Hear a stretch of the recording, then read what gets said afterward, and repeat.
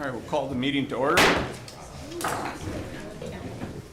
Take roll call. Commissioner Atwood, Present. Commissioner Brady, Yes. Commissioner Glissman, Here. Commissioner McCarthy, Here. Commissioner Petrie, Mayor Haynes. Here. All right, please rise for the Pledge of Allegiance. Pledge of Allegiance To the flag of the United States of America and to the republic for which it stands, one nation, under God, indivisible, with liberty and justice for all.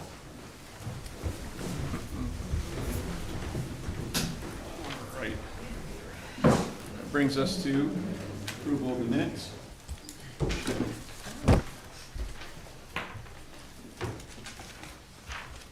Is there a motion? So moved. Do we have to do the agenda first? Yes, the agenda. Approval of the agenda. So moved. Okay. Sorry, Mr. Mayor, Ms. Goldsman, if I might. Yeah. I did put a item in front of you guys, I guess I would ask that you add it to the agenda.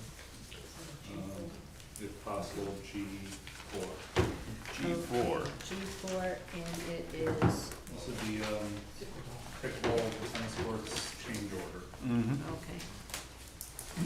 All right. I move that we accept the agenda with the addition of D4, blah, blah, blah.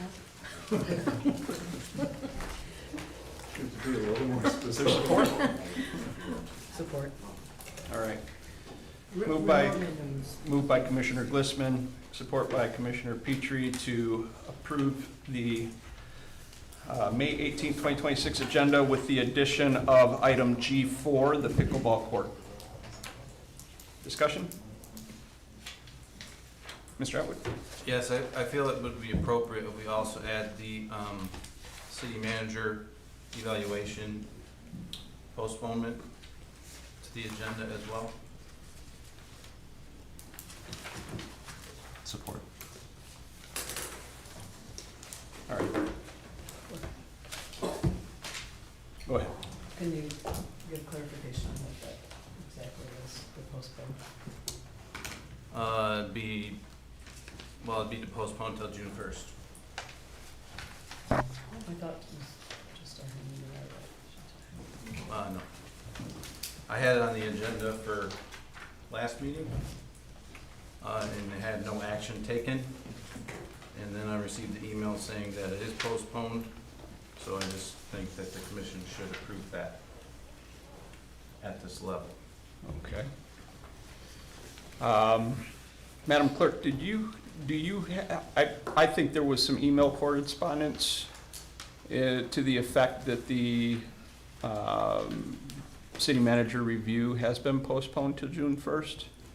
I don't know that There was no formal action taken by. was it on the agenda last time? It was not on the agenda for the last time, but I believe as part of his contract that it happened around May, the first or second meeting in May. Of course. Okay. Mr. Atwood? We unanimously added it to the agenda, Okay. Which, the last agenda. okay, which number was that? Do we have record of that?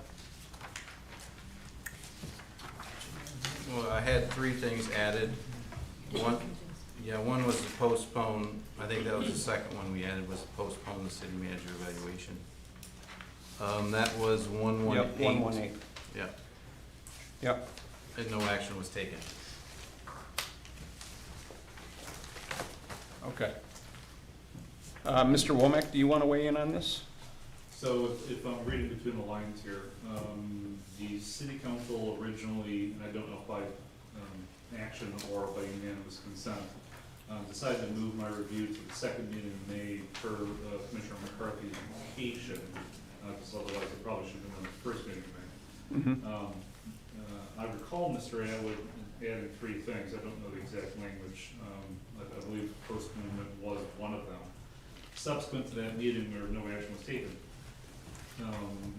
probably in light of the change in the format in my review, I don't believe that the board was able to submit their applications in time for the review to occur today.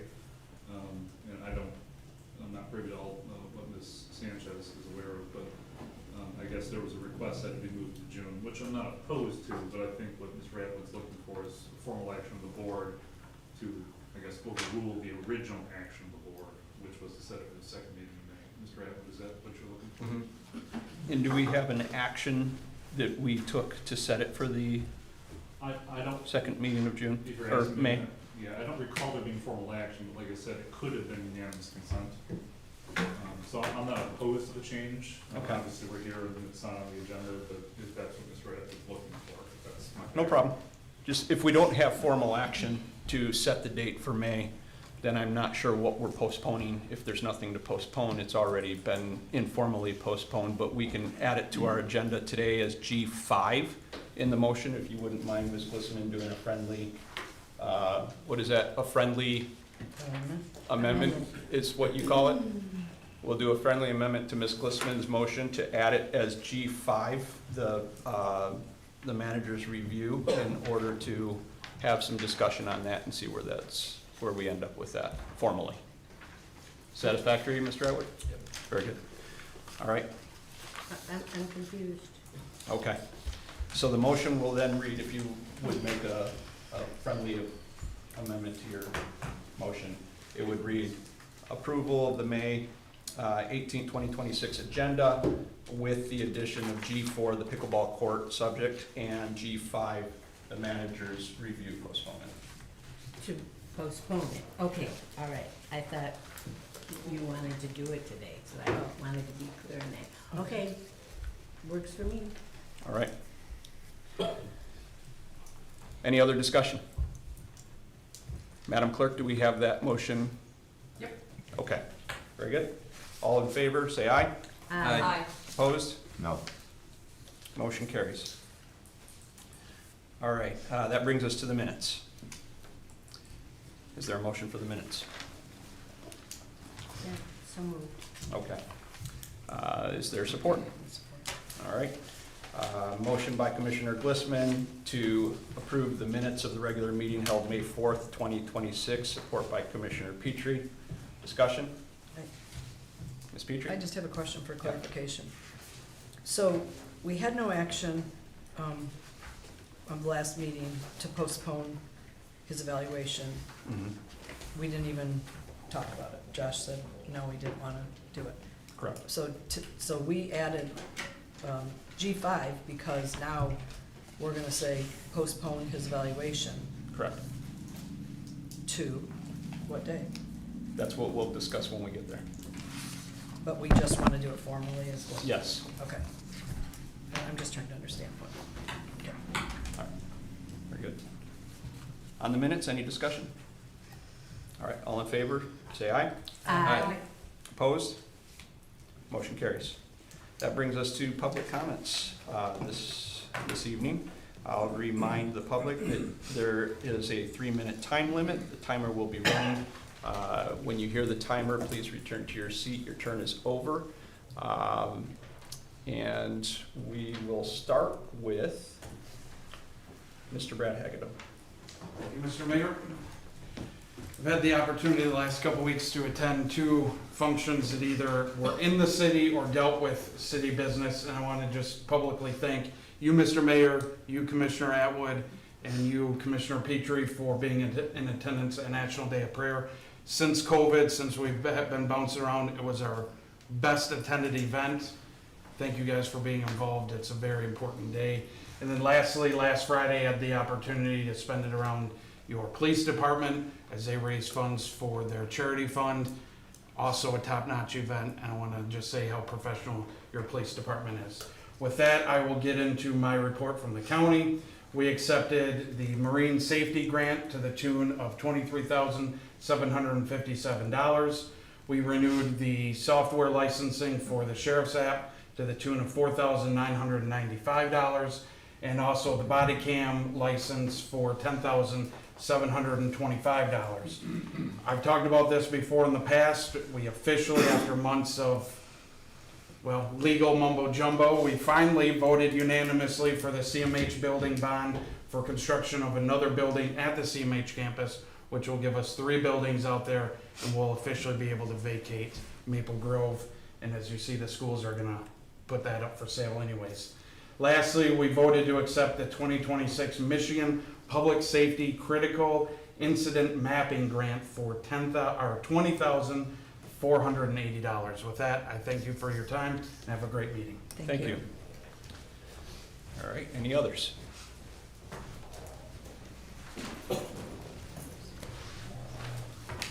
Commissioners, Mayor, my name's Tona Osco.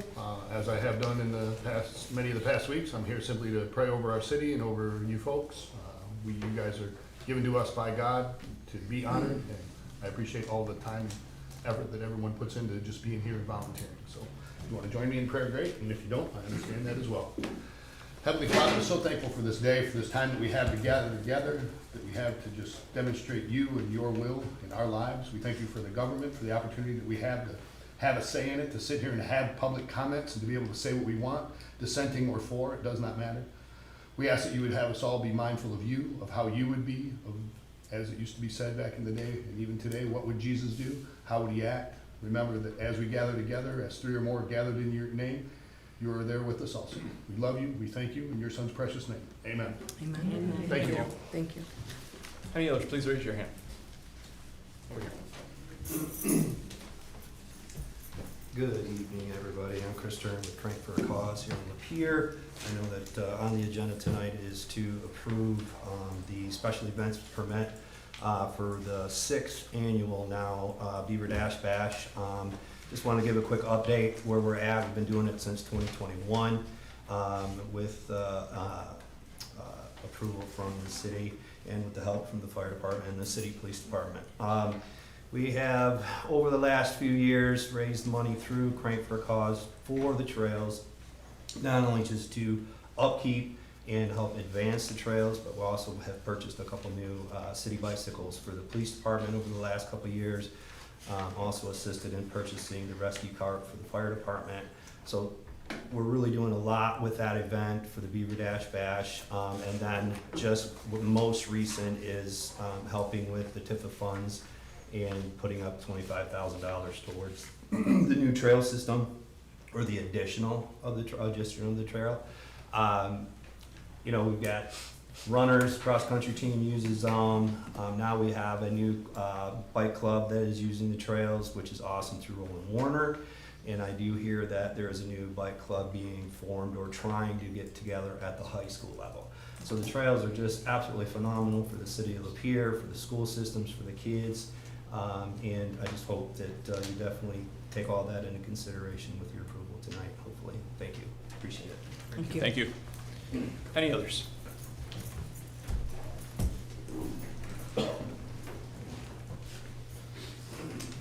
Wes Weber Jr., city resident. Okay, so since November of last year, I had been speaking on Alan Edwin's proposed Brookwood development, and really trying to understand and raise awareness on the more recent and clever ways that municipalities like Lapeer are being asked to subsidize massive and already profitable housing developers. And as I was concerned about, as you know, our Brownfield Authority forwarded to our City Commission a plan that, in exchange for building 112 homes, agrees to capture and return back to Alan Edwin a portion of their infrastructure cost, about 30 years worth of those homes' property tax revenues, and in the Brownfield plan, it's up to $16.48 million, which would boost their profit margin, their gross profit margin, from around 19.3%, which is in market range, to about 66.7%, which is way outside of market range, a 345% profit increase, and that includes the capture and kickback of our Lapeer School District taxes, which, if you know the news right now with the school systems, they desperately need all the taxes they can get. But I've been also, I want to raise awareness on something else, and I've been reading our city code, trying to familiarize myself, which has been just riveting, you know, but there's something I want to raise awareness on. And it is this, that unlike other municipalities, the Lapeer City Code, as it is written, does not give our Planning Commission or our City Commission very much discretionary authority to revise or modify site plans as long as they're written within our specified ordinances. which makes it more difficult for you to plan for the character of the city. For example, in order to maximize our profits, Alan Edwin walked right up to the razor's edge of what our city code allows so far as property setbacks, and they dramatically increased the housing density in the same amount of space where we have 3 parcels in the existing Brookwood development. Their plan is to build 4. It's a 25% density increase.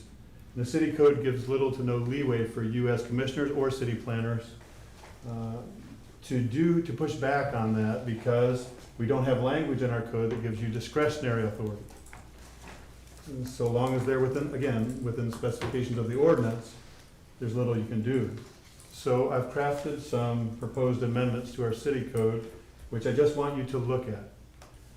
I'm not an expert in the city code, I'm just getting to know it, but for chapter 6 on land division, chapter 7, article 18 on site plan review, and chapter 10 on condominiums.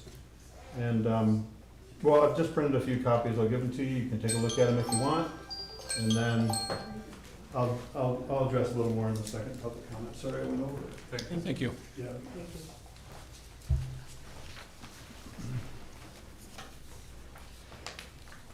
Any others? In the back.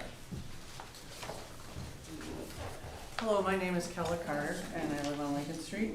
And after my first meeting with this committee last week, I did a lot of thoughtful introspection and thinking about what happened and what it was like. And especially after hearing a large amount of gaslighting, which was in the last comments, it seemingly from some people. I found this interesting. I read 30 scholarship applications for high school seniors, and this was included in one of them, and I just thought it was very profound. Leadership is not about control, it's about community. Every community is a reflection of the efforts made by its citizens to enrich the lives of those around them, and good leadership is essential in creating a thriving community. Good leaders elevate those around them in teaching that failures are not setbacks, but lessons. Good leaders foster the belief that success is not measured in points on the scoreboard, but in the integrity one demonstrates regardless of the score.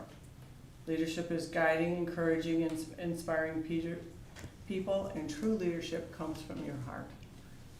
And I think to me, that, especially coming from a high school senior, I found that very profound and very, very enlightening. And I hope we think about that. Thank you. Anyone else? In the back. Hello. Heidi Helfer, live here. At the previous meeting, the idea of constructive versus destructive criticism was brought up, mainly as a complaint that we, the public, were being too harsh in our comments about Mayor Hing and some of the board members. But if someone is making a negative comment because there's a real issue, that's not destructive criticism. That's simply a statement of fact. And not liking what's being said doesn't make it inaccurate. One area of deserved criticism is the lack of openness about information.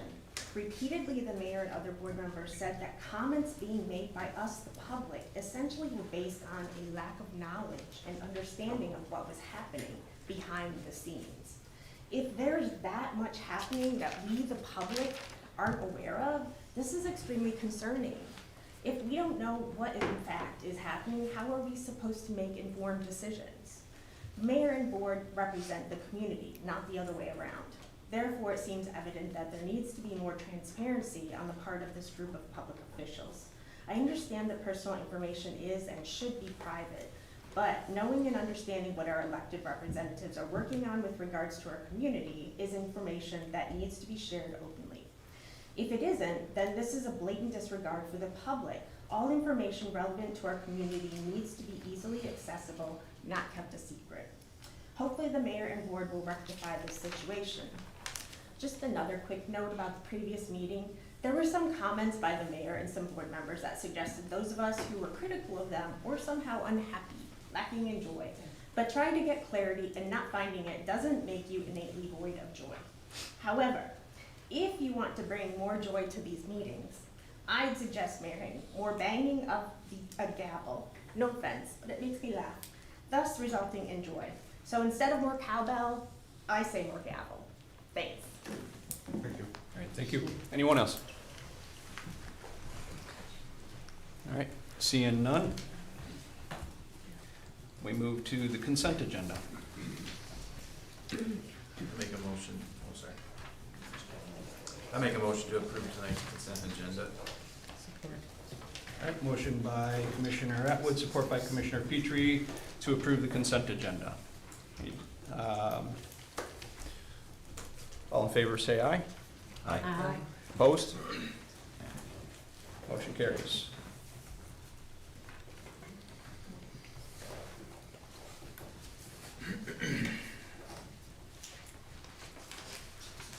All right, that brings us to the bill listing for May 18, 2026. Yes. I move that we approve the bill listing for May 18th, 2026 in the amount of $734,236.03. All right. Motion by Commissioner Glissman, support by Commissioner Petrie to approve the bill listing for May 18, 2026 in the amount of $734,236.03. Discussion, Mr. Brady. To ensure proper discussion on specific expenditure of public money, I request that the Bodman PLC invoice be removed from the general bill listing for separate consideration and a separate vote pursuant of Robert's Rules 2710.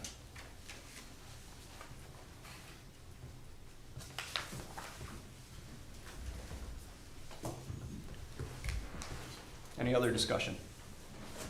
Does that need support, or? No. We have a motion on the table right now. That is a demand. It's a right that I have to pull. Can you repeat that, Robert's rules, please?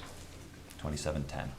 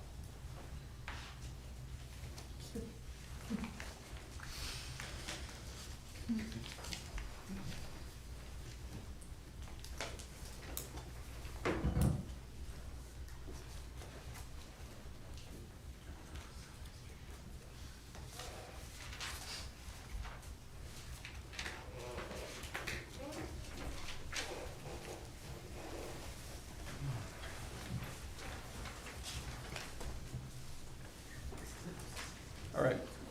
It doesn't need support, Mr. Atwood, because we can actually vote by unanimous consent to endorse Mr. Brady's request for division of a question. Ms. Petrie. Can I ask that be repeated, because I was ready to vote and I Mr. don't know Brady? what you said. What I'm trying to do? Yeah, know what your request was. Exactly. To remove the Bodman PLC for separate consideration. We have the bill listing that has, the Right, entire right, checkbook. Right. And then I have a question about this one thing, so I wanna pull that, I wanna vote yes on all of the other bills, and I wanna discuss the Bodman PLC. Okay. Can I ask another question? Sure. Then should we pull our other attorneys too? And do his separate? I guess you could, it's not I'm just the one I asking, wanna why discuss. not both if we're gonna, I don't have anything to discuss about the other one. Mr. Mayor, Yes. with the statement by Commissioner Brady, now do we vote on that first and then go and vote on the bill listing? Yes. Okay. We can vote on his question for division. It doesn't have to be a formal vote. It's unanimous consent. We can just use yea or nay. Mr. Atwood. Thank you, Mr. Chair. Should we ask our city attorney if that is the proper way to move forward with that? We can confer with him. Mr. Francis. I'm reviewing that, Mayor. I Yeah. don't know that off the top of my Thank head. you. So, yep.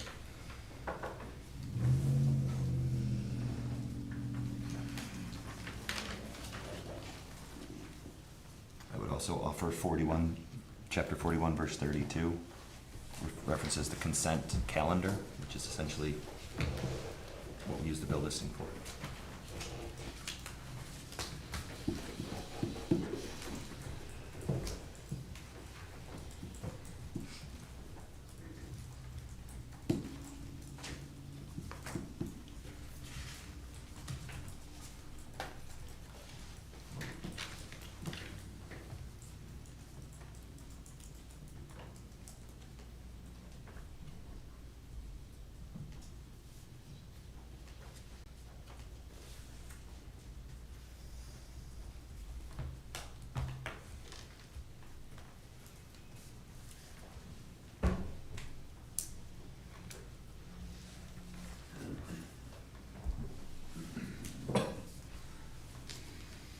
While Mr. Francis is still looking that up, I think that this confirms my initial interpretation of your 2710 request for division and why we don't need to make a formalized motion or vote out of it, just like when we do the consent agenda or consent calendar.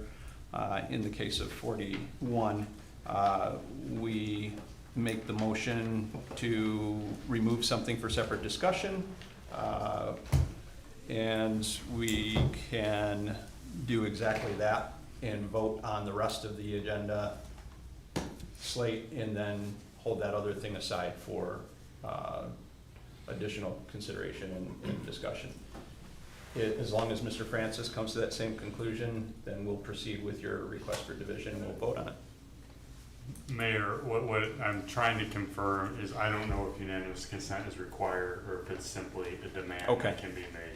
It can certainly occur, but that's what I'm trying to determine. So I hate to clarify that issue publicly, but that's the answer I'm trying to. I'm picking that up from the foreman example continuing on through 2712, 2713, 2714, 2715.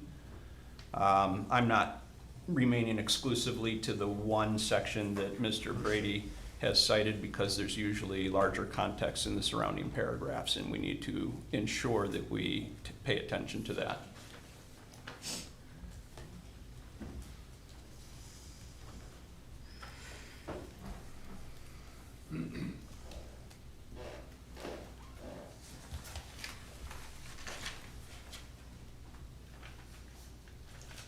Particularly, I picked that up from 2713 at the very end. 2713. Thank you, Mayor. Mm-hmm.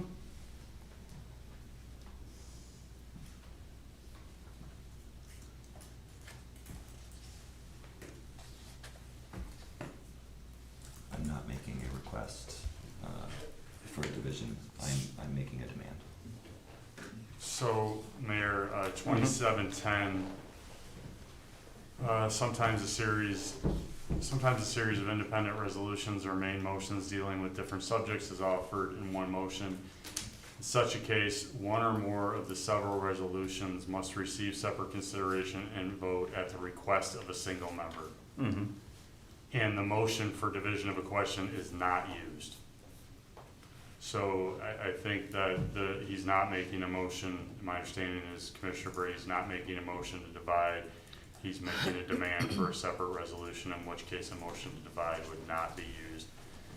2710, such a demand can be made even when another has the floor. Demand must be asserted before the question on adopting the series has actually been put to a vote. So how does that affect the current situation, Mr. Francis? What is your? If the chair is determining that this applies, meaning that, and I think it does, because the bill listing technically is a series of bills which could be approved in 300 votes or whatever the number is. If the motion to divide the question is not used, but it is a demand to separate an issue, or the way I read it, that would separate the issue at Commissioner Brady's request. Mm-hmm. Made it before the vote. Before the vote. Correct. Got you, that's the part I was getting at. And in terms of your interpretation of the division, it's titled Motion That Must Be Divided on Demand, Series of Independent Resolutions.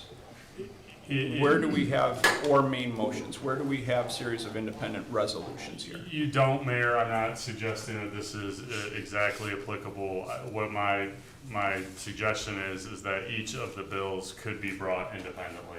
They could, but that's not the case right now. Correct. So that would be the So chair. what is applicable, hypothetical theory or reality? Well, it's the chair's determination on whether this applies as the parliamentarian here. Okay. I personally don't have a problem with the separation, but that's not my decision because I'm not the one voting. The body is. So if there's any further discussion, we can have it now or we can move forward. Either way, I think, Mr. Francis, it's kind of a little bit ambiguous and we can proceed as we feel best. Mayor, it is not, I'm trying to think of an example. It is not a situation, I'll use, I believe this was from a week ago or two meetings ago. Mm-hmm. We don't have 5 city police officers retiring with a request to approve proclamations or resolutions for 5 city police Mhm. officers, and we want to pull them separate. So there are not, in that sense, independent resolutions or separate main motions that are being clumped. Okay. There are issues that could be independent resolutions and could be separate motions. Mm-hmm. And I think that we could probably debate and interpret much longer than Yes. this and come to a much different conclusion. But if the rest of the body feels comfortable with moving forward as requested, that is up to you. You guys have discussion and you have a vote before you. Mr. Atwood. Could I ask staff how bills get on the bill listing? What's the process?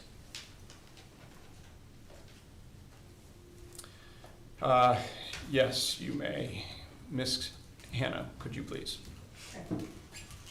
These are bills that are submitted by departments in that the finance department processes, which ultimately go on the bill listing to the commission. So all these bills have been approved by staff? Staff or verified? department heads, yes. This one in particular? Specifically this one in particular, the Bodman bill, was that verified by staff? Yes, this was submitted by the human resources professional.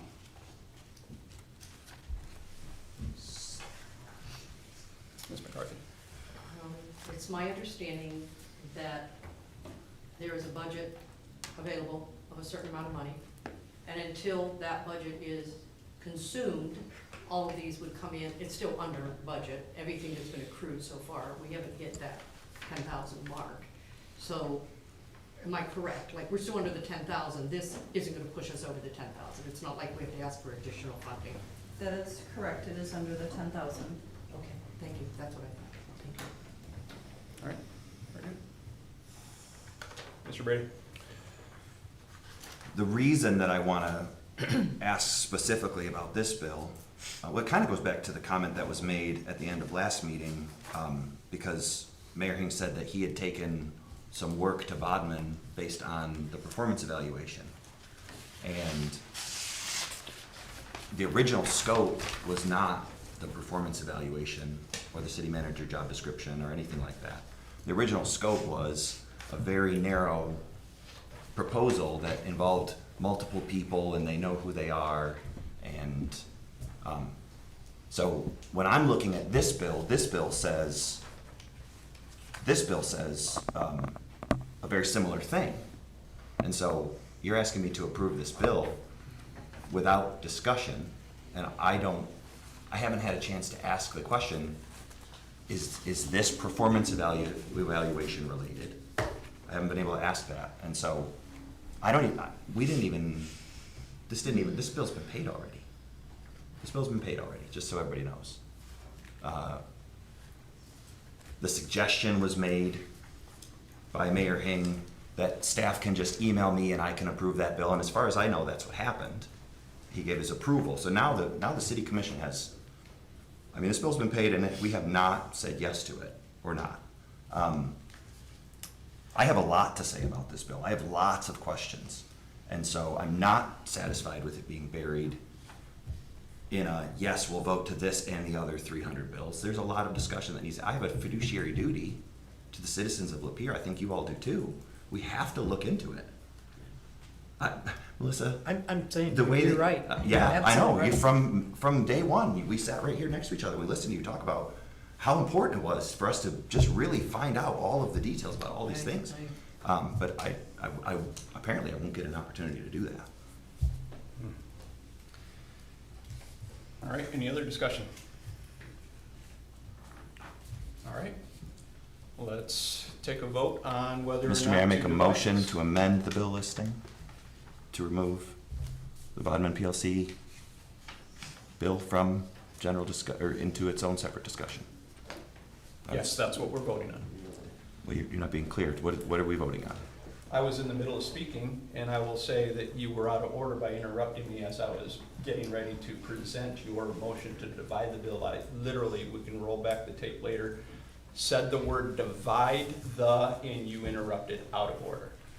And we'll place that on the minutes that Mr. Brady is out of order. And we will proceed with his request to divide the Bodman bill listing out of the bill listing.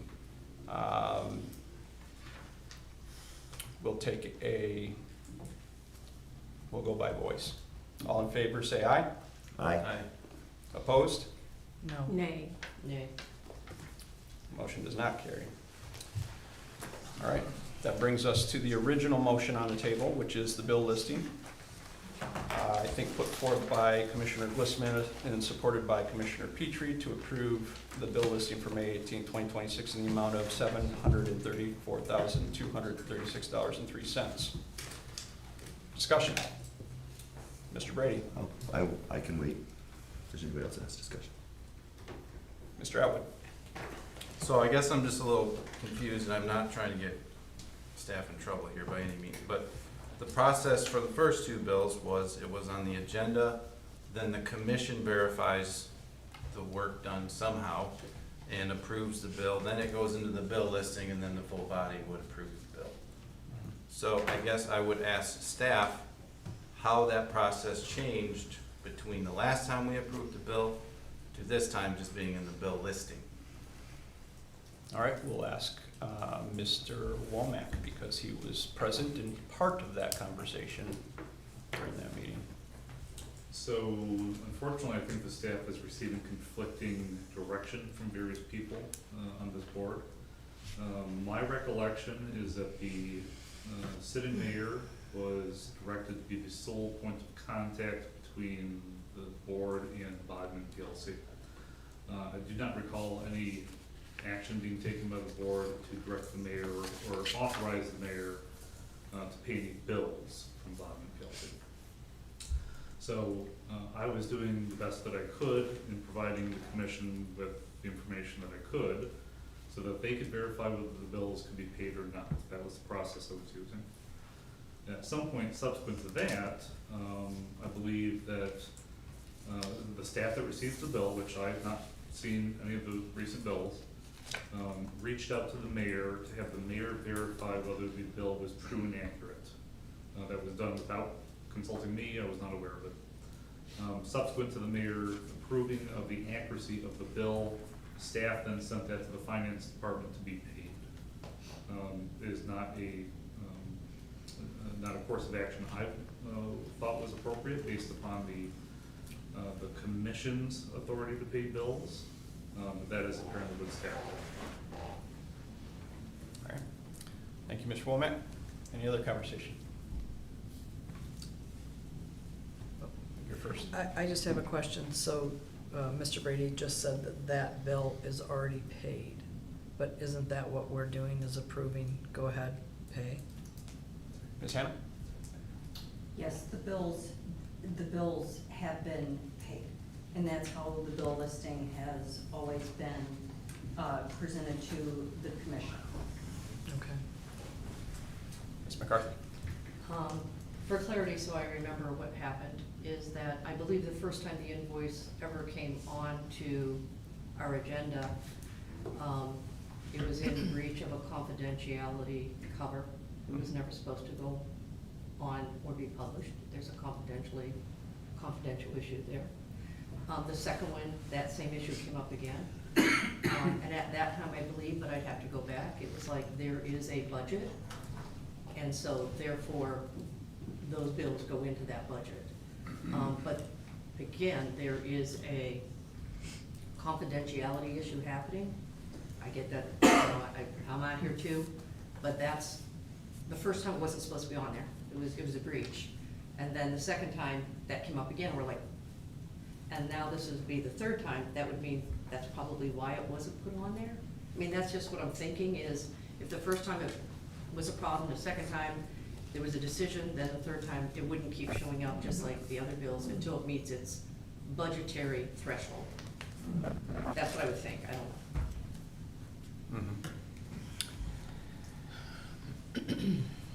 Mr. Brady? I would love to address the confidentiality issue. So, in order for us to go into a closed session, there are very few requirements that have to be made. We would need a 2/3 vote in an open meeting to decide to go into a closed session. And in order to go into a closed session, we have to have a written opinion from an attorney. As far as I'm aware, we do not have a written opinion from Bodman.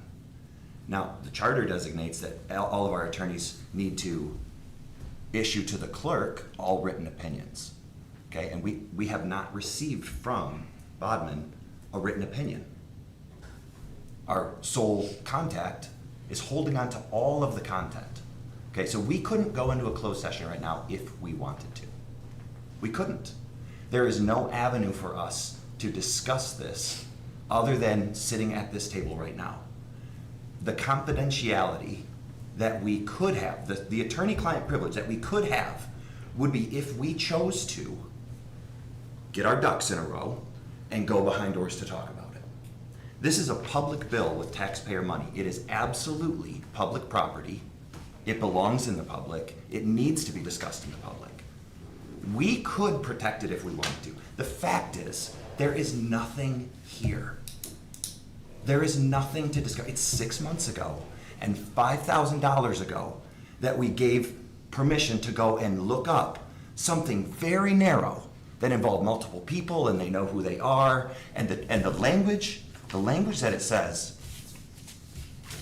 in the contract, the language that it says in the contract is telling, okay? We should really be listening to this.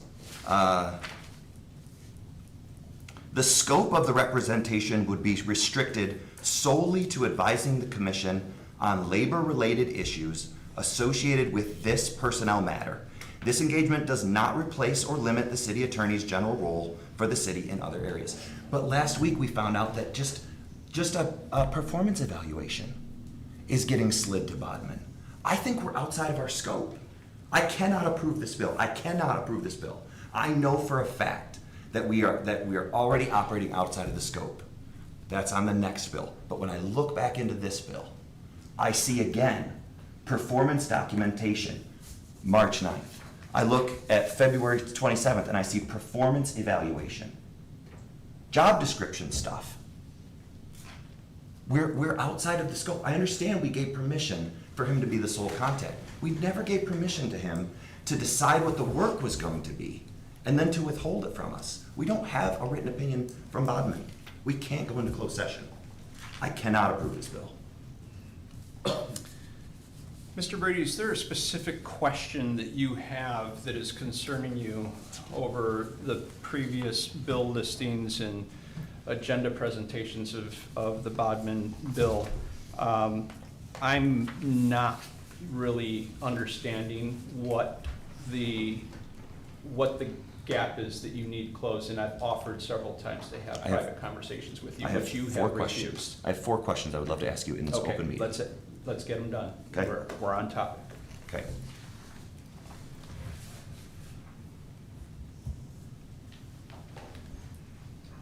On February 17th, ADG billed a quarter of an hour to analyze email correspondence and documentation from Jeremy Hing, performance assessment, and to draft an email correspondence to the same. And on April 21st, he charged $1,500 to analyze performance documentation and a strategy meeting with yourself and Commissioner Petrie on performance issues. You told us last meeting that you gave the performance evaluation after the fact to Bodman. Was this March 9th performance documentation about anything to do with the performance of our city manager evaluation, your independently revised evaluation document? And if not, what is that about? Is that your first question? That's my first question. No, it was not about that. Then what is it about? It's about a charter employee's performance that is in question, that is confidential, that we've been discussing ever since we've approved this action, but you keep trying to bring it out into the public.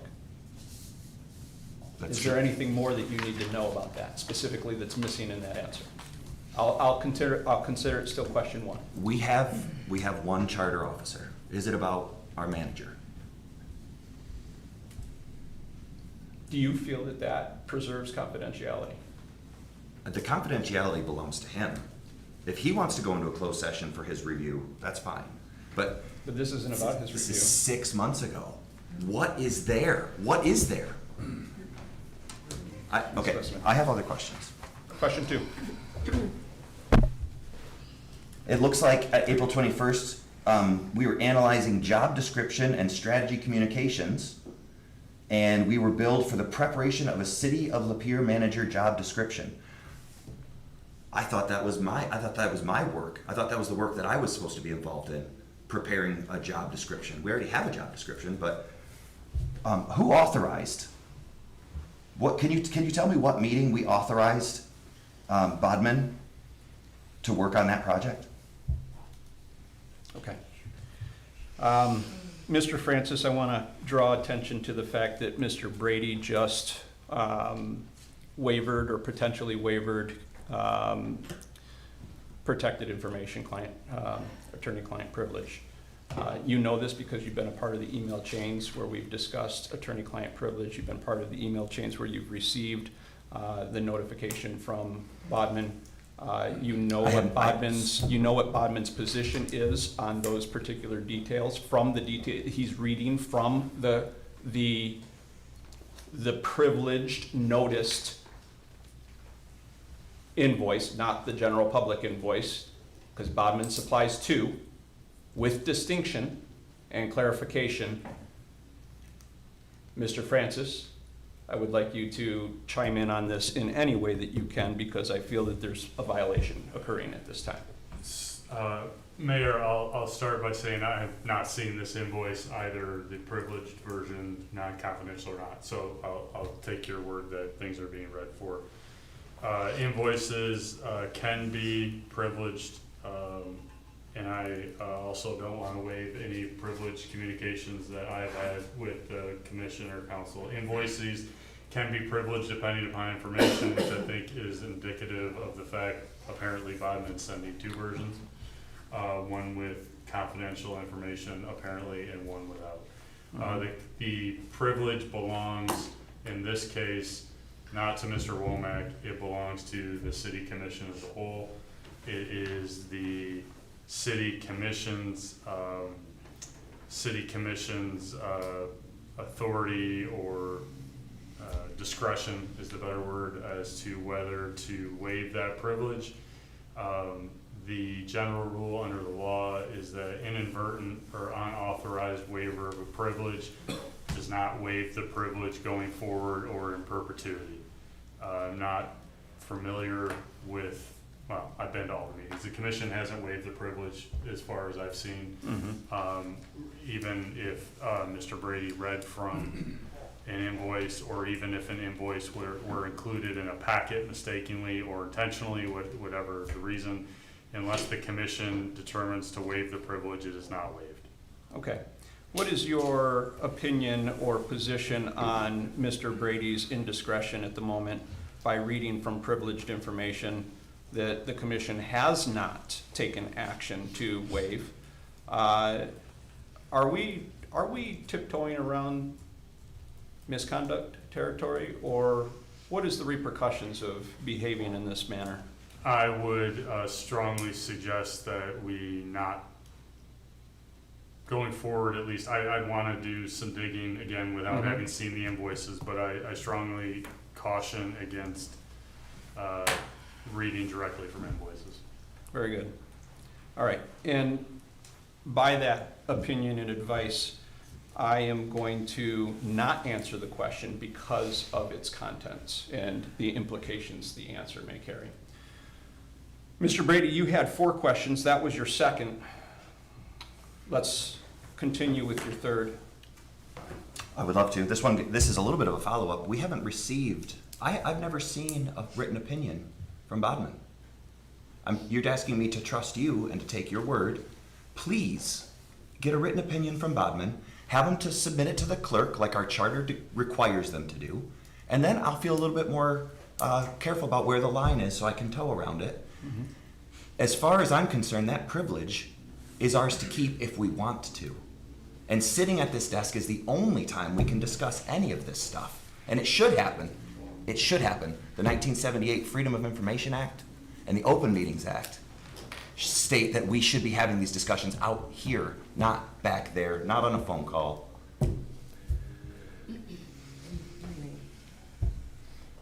Is there a question inside of all of that? Regarding the processing of these bills, the commission has established a clear, repeated precedent for how Bodman invoices are being handled. Twice, we've authorized the finance department to process the payment. My question is, what is the established precedent for the bill that's before us tonight? Are we following our precedent, or was some new precedent found where the mayor is now approving the bills for the things that he spent money on, and before it even gets to the commission, it's paid for?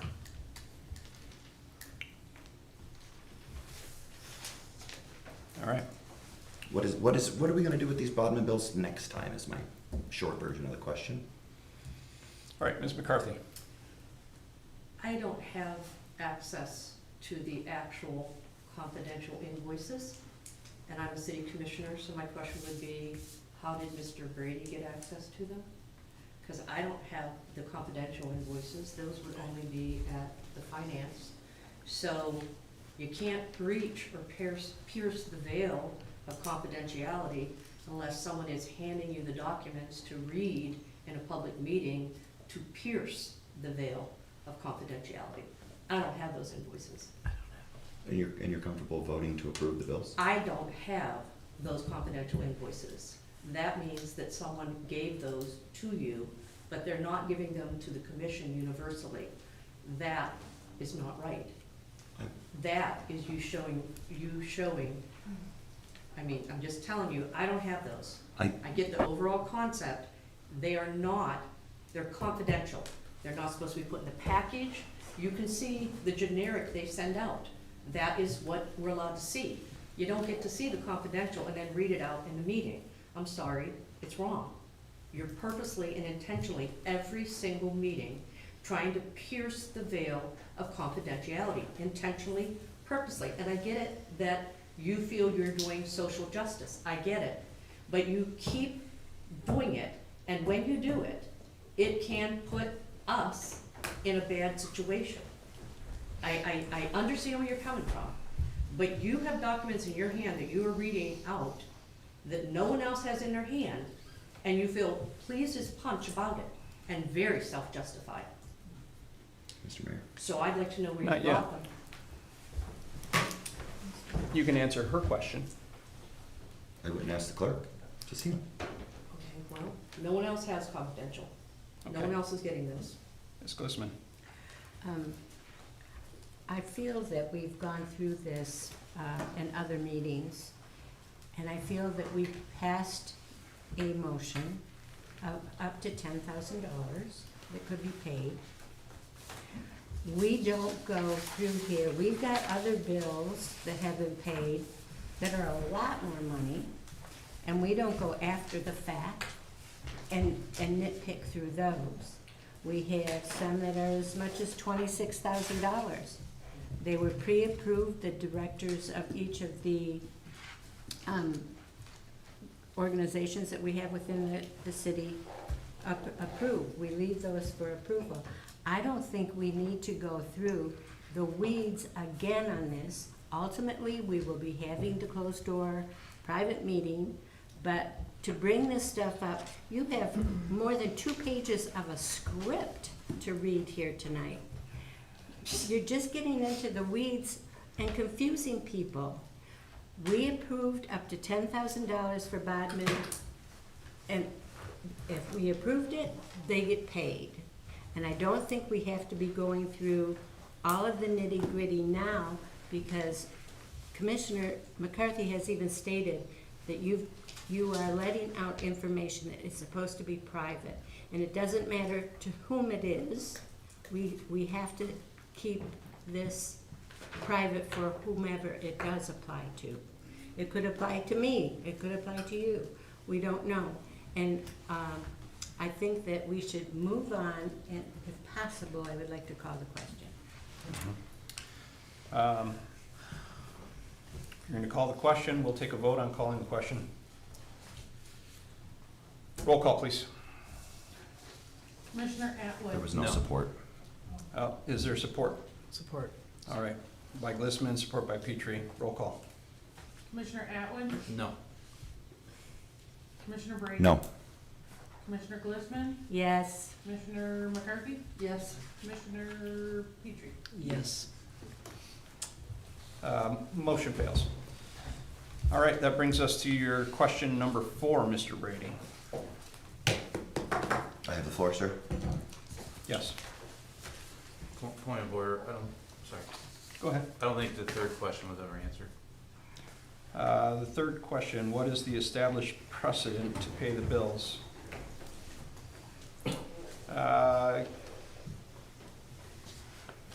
Ms. Hannah, could you please answer that? The first bills, the first 2 bills were brought to the commission for approval. And when the HR professional received the first bill, she reached out to Mayor King and was advised that he was approving the bill. And so that's my understanding of why it was not placed on the agenda. Ms. Petrie? Can I just clarify, Ms. Hannah, Mayor Hing isn't approving, he's just saying the work was done. He's telling you the work was done. He doesn't have the ability to approve it. The human resource person who's the head of that department took it to you, you paid it. He didn't write the check. He just said, yes, that work was done. Correct. Thank you. Yeah.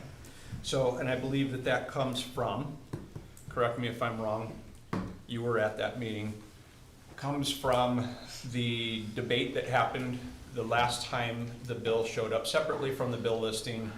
And there was, I believe, some direction, if not, it was not taken action on, but there was direction toward the city manager that this isn't the format that the bill listing happens.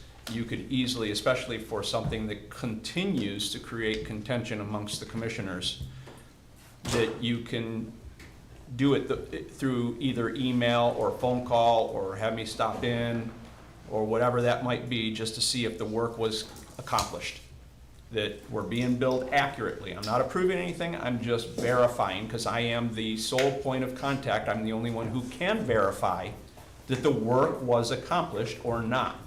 and it was directed toward Mr. Womack during that meeting by, I think, the majority. I don't think it was unanimous consent, but it was majority, that is how this is to Point of proceed. order, it was you.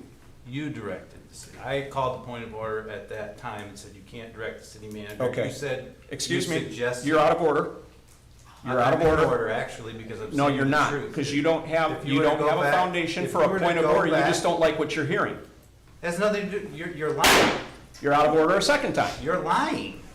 Please note for the record, That he's Mr. lying. Atwood is out of order one time, and then he continued to be out of order a second time, interrupting the mayor with a dilatory point of order and accusation. Those are separate line items to go into the minutes. I wasn't finished speaking, but I do believe that the final train of thought was that there was at least some form of consent amongst the commissioners. I see commissioners nodding their head, that was the way to move forward. It may not have been unanimous consent, and I do believe Mr. Womack acknowledged that he had direction. All right, and if that's not the case, if somehow my recollection is wrong, we can put that to bed today. Because we can make it formal rather than just some kind of consent. Mr. Atwood.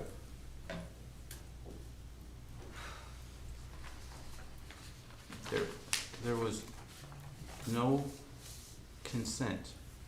I had raised a point of order that meeting because you were telling the city manager, which you said it was a suggestion. Okay, I already asked that, how did this bill get approved? It was paid on May 7th. Today is the 18th. Kelly has verified that you verified the work, which is a process that was changed from Bill 1, Bill 2 to Bill 3. Mr. Womack has stated on record the reason why they did that was because staff cannot verify the work. Therefore, they're protecting the city, they're protecting themselves, have the commission verify the work, which some miracle, they somehow justify and verify the work was done. Then it goes back into the bill listing, then the commission approves that bill that has been paid. Okay. You're suggesting that there was some sort of miracle that happened beyond my eyes and beyond my ears, that the commission gave the city manager direction. You gave the city manager direction. You somehow verified the work done beyond the commission. And why the commission is sitting here not upset at this is beyond me. I don't understand. If I could ask the city manager if he got direction and then directed the staff to follow this new process, please, can I ask the city manager that? No, we already heard from the city manager. He thinks that that wasn't the process and that it wasn't the way that he would do it. We already know the answer to that. May I ask the clerk if there's record, if she knows if that happened? Yes, you may ask that. Madam Clerk, do you remember the process and what was said that night, and if it changed internal process between the city manager and staff on how things get verified? I'd Or rather through the not bill answer listing? that question. All right. Okay. Mr. Atwood. I'm going to put this in very simple terms because it seems like it's lost on you. The commission, by action and majority vote, made me the sole authorized engaged commissioner to the Bodman engagement. Okay? Point of Right, order. after we There's- paid those bills. You're out of order. Please note that. Mr. Mayor, Commissioner McCarthy's also out of order. I didn't hear her say anything. Did she? And Mr. I raised Mr. a point Brady, of order. you raised a point of order, and I'm listening to it right now. Okay. Commissioner McCarthy's out of order. What is your point of order? That Commissioner McCarthy is also out of order. What did she do? She spoke while it wasn't her turn. Okay. I'm not going to count whispering to herself. She's not interrupting the conversation flow. I find that point of order to not be well received. Both of those points of orders. And so I'm going to continue with laying this out very simply. As the sole contact to the engagement to Bodman, who is going to verify the work? Mr. Atwood, can you verify the work? If I hand you the confidential invoice that Mr. Brady has in his possession inappropriately, reading into a public meeting, if I hand that to you, can you verify the work? Are you the sole contact? I'd feel more comfortable approving this over $2,000 bill on the work that was done.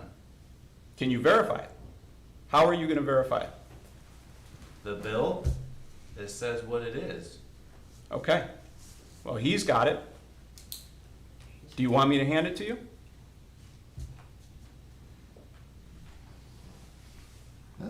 Arno Larno.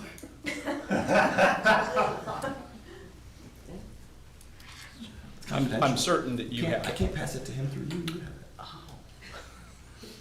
I'm certain that you have it, because if he's got it, I'm sure you have it, because you guys run in a pack, so. This is a charade. And I'll find it for you.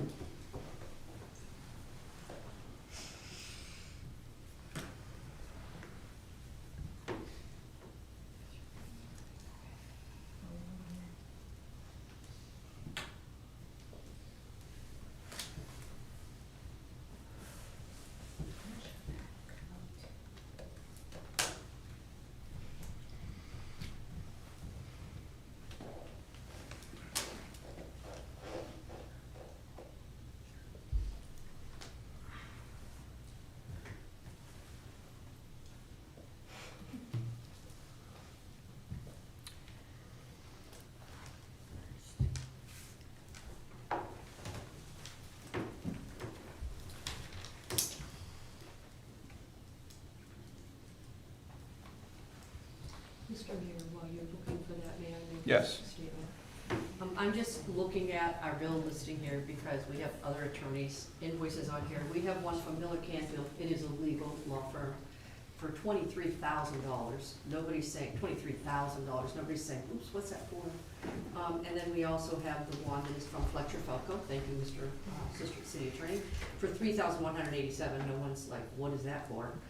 So again, there are other legal services on here that we are not going through.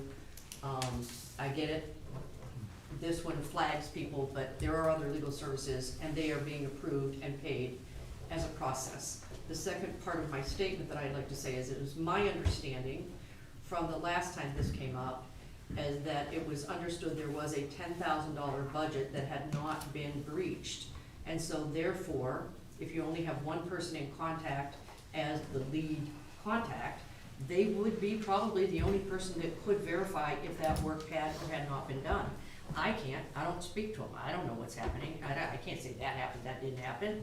So it wouldn't be me or you or Commissioner Glissman or Commissioner Atwood. The only person who could go to finance and say, yeah, this seems like this is what was done, would be Mayor Hing. So for the approval of just saying, yes, the work was done, not the approval to pay it, approval of work was done, so that would have to come from Mr. Hing, and it would be under the $10,000 threshold.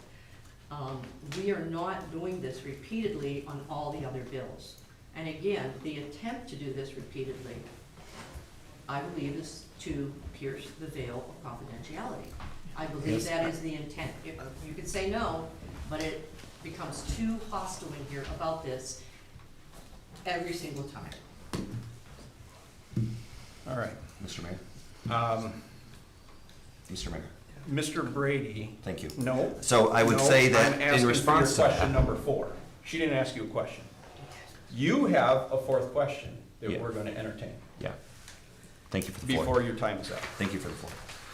I would say in response to that because we don't have any idea what the work is why there's a fuss about this. Because I have been completely left in the dark. And they're gonna say, oh, but you could call. No, City Commission does its business at the table, okay? We do our business at the table.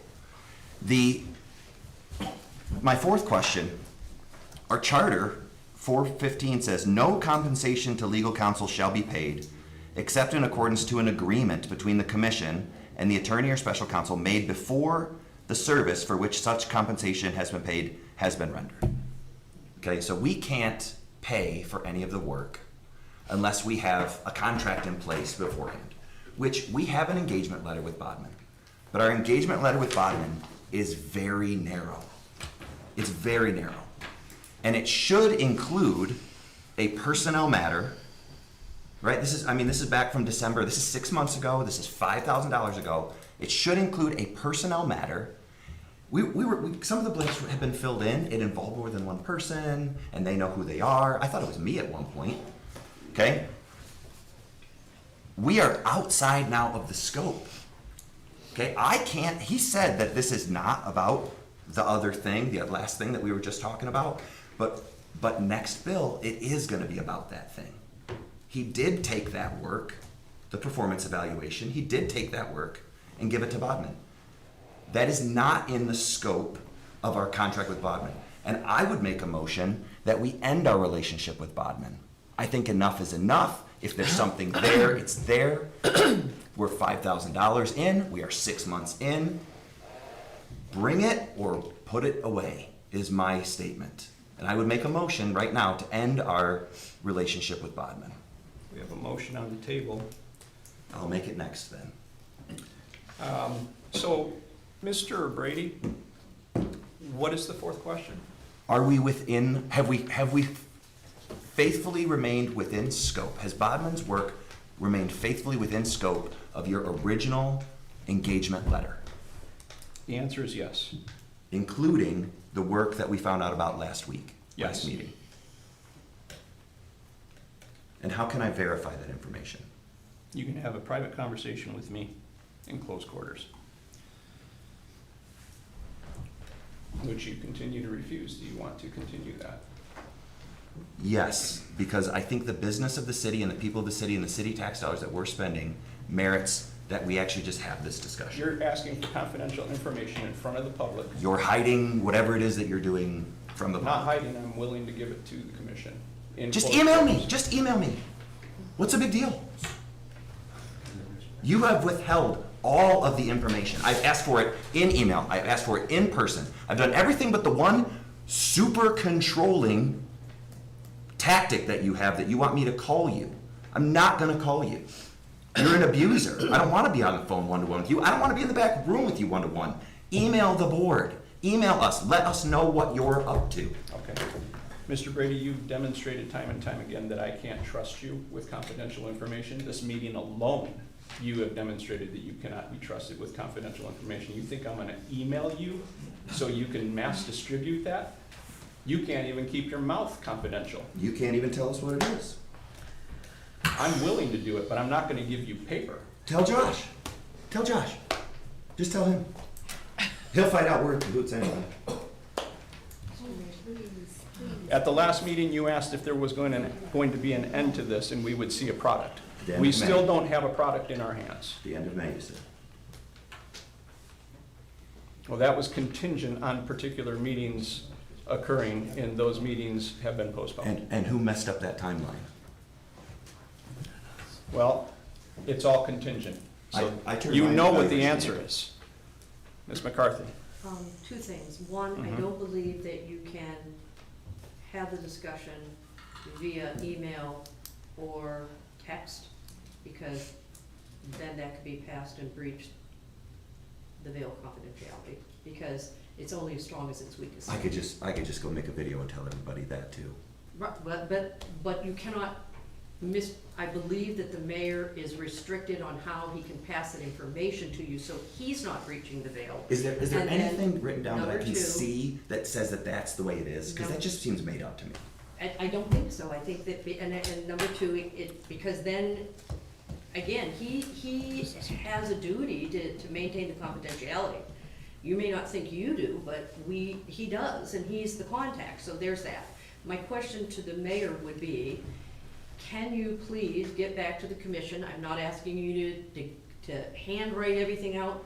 Can you please send an email after this meeting out to the commission, go to Bodman and say, when do I get an opinion? Give me a date. And then publish that date to us, please, so that that opinion is then done, and we have a deadline that we're saying, the end of the road is here, and this issue has a light at the end of the tunnel. Yeah. Is there a way to do that that resolves the issue that we know when that opinion's coming? There is, Okay, and it's not gonna happen today. okay, It may not happen this week, it may be next week. okay. And part of that is because that date is contingent on other actions that we take here. And unfortunately, he's waiting on us. That's the crux of it all. Why don't we have a work product in our hand? Because he's waiting on us. In particular, on the work product, he's waiting on me. In particular, the date, he's waiting on us in certain actions we have yet to make. Can you let us know Okay. what that action is? What is he waiting for us to do? Because I would love for us to do it. That's a fifth question, and I do believe that if I were to answer that, we delve into the territory of privileged information again.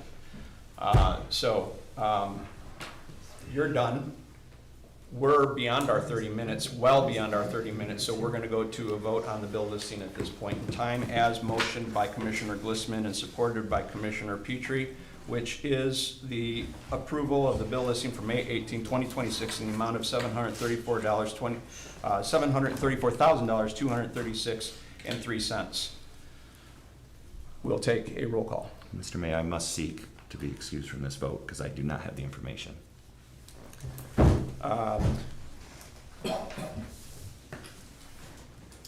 We will take a vote as a body, and I will remind the body what the rules and procedures state in terms of duty to vote, which I do believe he asked to be removed last time, and I don't think that the commission fully understands, or at the time understood, in our policies and procedures under section D, subsection 4, whenever a question is put before the presiding officer, every member shall vote, provided, however, that no member shall be required of it if A, the member shall have a conflict of interest and shall state his or her conflict of interest. Or B, the member shall state that she has inadequate information upon which to base a reasonably informed vote and shall state the particulars of the information desired before a reasonable informed vote can be cast. Absence from a prior meeting shall not constitute the basis of the lack of information. If a member is precluded from voting pursuant to a conflict of interest, that member shall refrain from participating in the discussion on the issue. Exception, a commissioner member should not vote on the question of approving minutes to be corrected or amended of a meeting at which a member was absent for the reason that such member was unable to determine the accuracy of such minutes. Those are the exceptions. And I do believe last time that Mr. Brady formed an argument based on the fact that he doesn't have adequate information. But I don't find that to be the truth then, and I don't find that to be the case now. I think that the commission needs to understand in the way that they voted last time, by excusing him for that argument, it wasn't sufficient argument, and you need to consider that this time around. He has the information he needs to vote. He has a confidential invoice in his hands. He knows that the mayor is the exclusive point of contact of Bodeman and can verify that that work was done. I've verified that in public on camera when I shouldn't have to. He has sufficient information to vote on. The same sufficiency that he has on any of the bill listings. I happen to know that there's things inside of the inside of Mr. Francis's invoice that hasn't come across Mr. Brady's desk yet. But we don't see that big of a deal being made right now, and he's not going to preclude himself from that. So why the double standard? With that, we'll take a vote on whether or not to exclude him from this vote per his request of insufficient or inadequate information. Mr. Mayor, you just gave a lengthy dissertation about, in defense of your opinion. Do I get to give a defense of my opinion? No, it's 30 minutes past. You have a brief moment to go ahead and. Yeah, I don't want to relitigate everything. I basically said everything that I needed to say. I just don't appreciate that you just take the opportunity to go into this long dissertation. And I think if I don't have enough information to vote, I'm telling you, You haven't called me. You haven't called me and told me. I'm not the Phone one works with the both question. ways. Phone works both ways. Yep. You haven't called me. All right, Mr. Brady. I'm not the one with the questions. When you have, I can't read your mind, I can't just pick up the phone and say, I wonder if Mr. Brady has a question for me today. You know I have a question. And besides that, it's not a dissertation when I have to read from the rules and be a presiding officer and explain what the rules mean. No, you're Especially giving your- when I you're giving your own know, when I thoughts and know that opinions. previous meetings, You're there just was get- you're some just telling everybody what misunderstanding to of the vote. think. You're out of order. Everybody gets, you're out of order. Please, note that Mr. Brady is out of order. He doesn't have the floor. This is now, I don't know what count we're on here, but at this point, it's going to be dilatory and we may have to take action. So let's proceed with the vote. Does Mr. Brady have sufficient cause to be removed from this vote? Yea or nay? All in favor, say aye. Aye. Opposed? No. Motion fails. Now we're on the bill listing. Approve the bill listing for May 18, 2026 in the amount of $734,000, $236.03. Roll call, please. Commissioner Brady, No. Commissioner Glistman, Yes. Commissioner McCarthy, Yes. Commissioner Petrie, Yes. Commissioner Atwood. No. Motion carries. That brings us to public hearings, budget public hearing.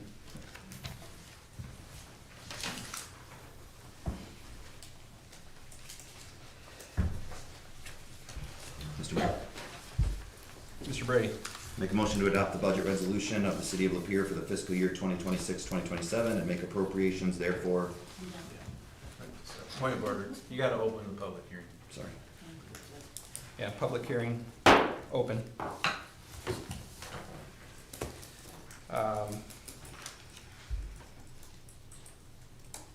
This time we take comments of the public hearing. Same rules apply? Mr. Mayor? Yes. Except for it has to be limited to the budget with respect to the public Yes. hearing. Yes. Same rules apply, but germane to the topic of the public hearing. Anybody? Seeing none, we close public comments on public hearing. We're ready for a motion. Mr. Brady. Make a motion to adopt the budget resolution of the City of Lapeer for the fiscal year 2026-2027 and make appropriations therefore. And the first year of the proposed capital improvement program, fiscal year 2026-2027 through fiscal year 2031-2032.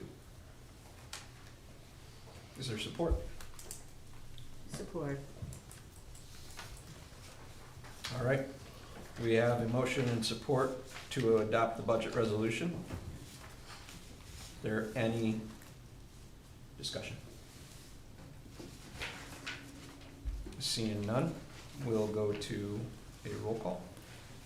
Commissioner Glistman, Yes. Commissioner McCarthy, Yes. Commissioner Petrie, Yes. Commissioner Atwood, Yes. Commissioner Brady. Yes. Motion carries. That brings us to administrative reports. City of Lapeer fee schedule. Mr. Mayor? We should adjourn the public hearing first, right? And then that brings us to administrative reports. Commissioner Glistman. I move to adopt the City of Lapeer fee schedule effective July 1, 2026 as presented. Is there support? Support. Motion by Commissioner Glistman, support by Commissioner McCarthy to adopt the City of Lapeer fee schedule. Any discussion? Commissioner McCarthy. The first question I have is, of course, it's my pet, I'm sorry, guys. I don't see blight fees in here. Would they be in here? And if so, where might I find them? I thought they would be under building department something, but I didn't see them. There is, I saw odor violation. And I originally thought that per each, so I don't mind blight, that's my first question. Let me get both questions out, and then the second thing is on the odor control violation fee. I thought originally it was a $400, I could be wrong, a $400 fee per violation, but this is stating 200 first violation, 400 second violation. 1,003rd violation. I wasn't here last year for the fee schedule, so I don't know, and this could be exactly what it was last time. So I'm just asking for clarification on late fees and odor fees. I don't know who I asked that to, though. Mr. Womack? So I'll address the blight fees. I'm not sure there's a fee that we can institute for blight, because blight is generally seen as a civil infraction ticket, and we'd have to go to court, and the court would impose the fee. A fee implies that we just have the right to force them to pay us, and we don't under blight. Now, we do have the authority under the ordinances to mow somebody's lawn for them, if they meet certain conditions. That should be in there. I forget the exact dollar amount, but it's, you know, our time plus an administrative fee, all instituted by the previous city manager. The odor control violation fee, Mr. Francis, you may have to help me with this, but that is not something that we apply to the marijuana odor, if that's what your concern is. Okay, and I even had that, is this marijuana? Yeah, I don't think so. I'll have to look more into that, because again, my assumption is that odor control would be a nuisance issue, which again becomes a civil infraction issue. So I'll speak with Mr. Francis about that after this meeting. Thank you. Any other? Go ahead. I think I need to, I'll ask Mr. Womack. Mr. Womack, if, right now, we have an ordinance that you cannot burn in the city, and if somebody does burn in the city, is there a citation or a fee, fine? How is that handled if someone's neighbor is burning leaves in their backyard or something? A lot of smoke, a lot of issues. How do we handle that? How should they handle it? Yeah, so- Call the police, call the fire department, I don't know. Yeah, so there's a couple different ways we could take care of that. First of all, the burning smoke could be considered a nuisance, so it could be written as a municipal civil infraction. My assumption is, and I'm not sure if Chief Vogt wants to weigh in on this, but it's probably a violation of the fire code in some way. I know that we have, in times past, found somebody who didn't know it was against the law, and so the standard operating procedure, again, Chief Vogt, tell me if I'm wrong on this, is to show up, tell them to put the fire out, give them a warning, and then move on. You know, it's been part of my goals to reduce negative kind of citizen contacts, and so writing somebody a ticket right off the bat is not what I want to do. I just want the action to stop. So those are does that answer your question? Yeah, I just wondered, I was called and somebody was telling me that that happened, and I'm like, I will ask publicly how I should handle it. It was over the weekend, so you weren't. Sure. Chief Vogt, Chief, how would you guys want that addressed in the future? Yeah, I can say for the fire department, since I've been here, we have never issued a citation or invoiced a citizen of the city for any type of illegal burn. The only type of invoice that has been generated is due to a house fire or an actual arson of the building. When it pertains to open burn, as Manager Womack said, our goal is compliance. And it's been our standard practice for at least, my understanding to our staff, at least 2 decades, not to invoice or cite any citizen unless it becomes a problem or something very blatant, like they're burning a couch or a shed or something like that. And so what direction would you give a constituent? Call you or? Yeah, you call 911 central dispatch and they will Okay. make the determination on what they feel Okay. if they should send the police, fire, or both. Okay, thank you. Any other? Mr. Francis? Mr. Mayor, if I could answer Commissioner McCarthy's question on schedule of fines for blight. So the standard municipal civil infraction schedule is found under ordinance section 62-4. That would apply to any municipal civil infractions to which there isn't a different specific penalty. First offense, no less than $200 plus cost. Second offense, $250 plus cost. Any offense which is a third or subsequent is $500 plus cost. So that's by ordinance, not by fee schedule. Okay, thank you, Mr. Francis. Any other discussion? All right, that brings us to the vote.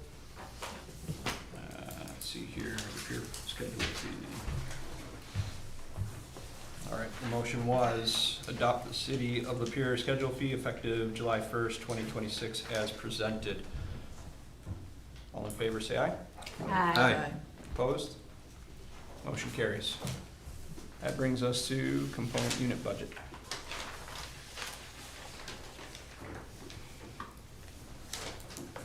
Is there a motion?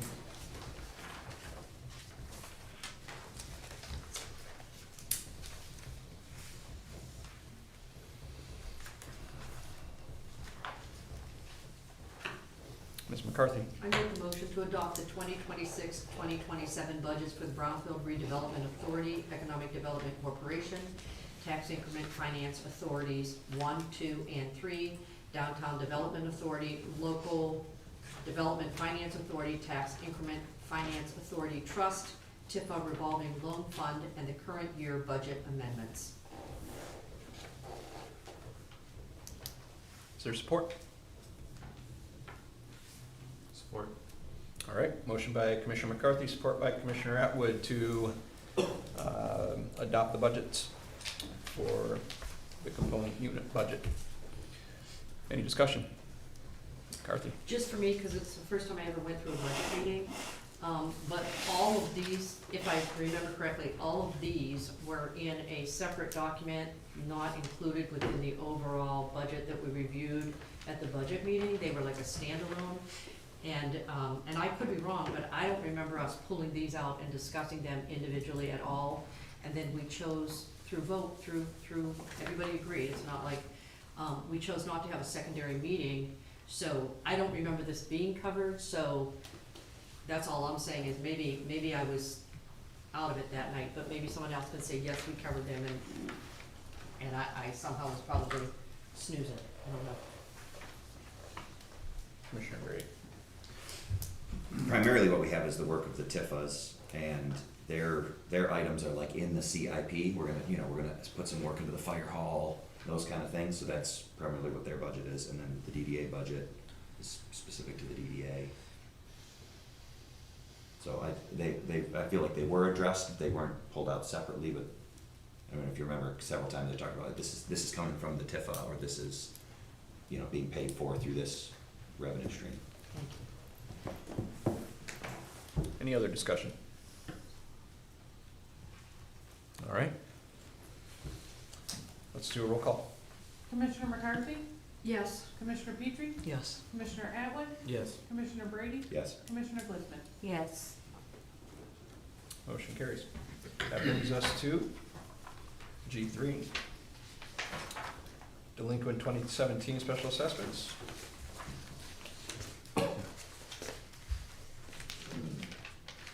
Is there a motion? I'll make it. Motion approving the delinquent 2017 special assessments to the 2026 summer tax roll. Is there support? Support. All right, we have a motion by Commissioner McCarthy, support by Commissioner Atwood to approve adding the delinquent 2017 special assessments to the 2026 summer tax roll. Any discussion?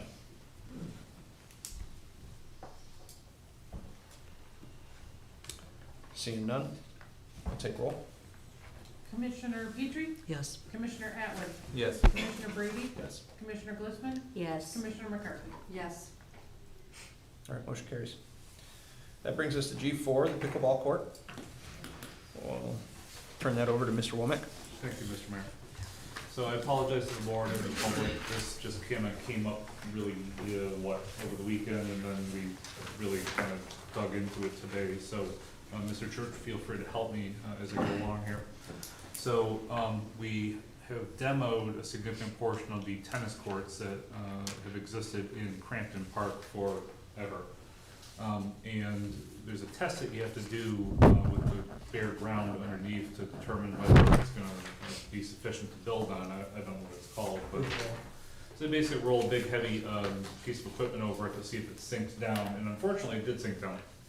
And of course, that's a sign that the ground underneath is not super supportive of the work that you're about to put onto it. So, they did soil borings, last fall. At that time, it was sufficiently dry and appropriate, and that's why we decided to move forward. It's now spring, the river was covering that area not that long ago, it's pretty waterlogged, and frankly, it's right by the river as is. So, we're still finalizing the exact course of action we want to take, but we did want to get the commission's input and possible approval here. So, the asphalt company and the engineers have two proposals for how we can solve this issue. One of them is we basically do an undercut and fill it with 1x3 aggregate stone. That's the favorite and traditional method of solving an issue like this. It's expensive though. It's up to, $89,610. The asphalt company had another suggestion, which was something called cement stabilization. It's not something that we're familiar with. It's not something the engineers are familiar with. It's cheaper, but we're just not 100% sure that it's going to work. Mr. Church, what was the term that they used earlier? Mixed results? Some mixed results of it. So, we'd like, I guess, the council or the commission to take a couple of actions here. First, staff don't want to spend any more money than absolutely necessary. So I think we're going to continue to work with the engineers and the contractor to see if we can get that 89,000 to a lesser amount. We're hoping 80, which coincidentally is the money that we were able to scrounge up. So the city has budgeted $80,000 this year for additional disc golf course that was to be installed. This is marijuana funding that was allocated for disc golf. I think that this is probably a better use of it.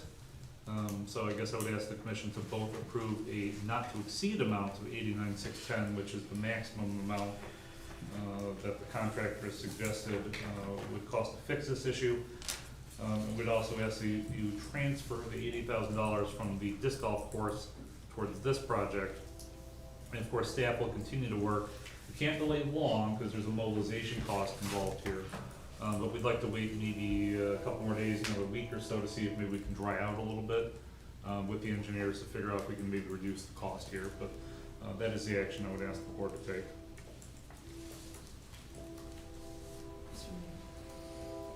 Ms. McCarthy. Just for clarity, and I would like to ask this of Mr. Womack, would it be two separate motions or one? Because you would hate to pass the 89 and not pass the 80. Sure. So would it be a single motion with two parts? I guess I would leave that up to the motion maker. Obviously, it's gonna put staff into a very difficult position to find $89,000+ without this 80,000. We have a couple other options we had in mind, but this we thought was the most appropriate based upon my understanding of the board's direction.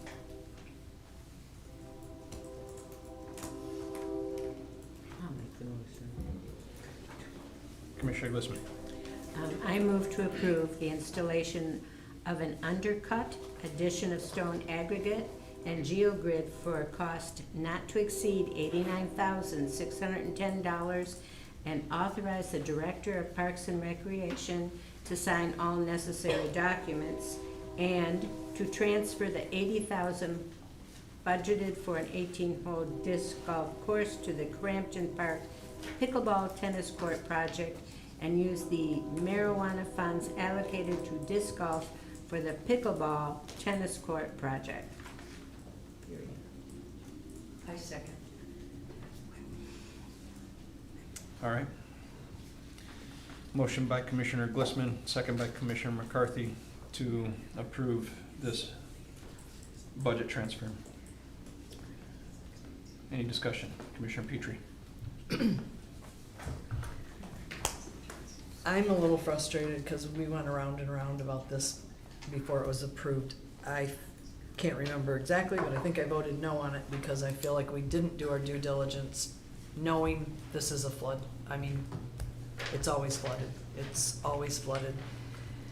So my concern is them just now finding it.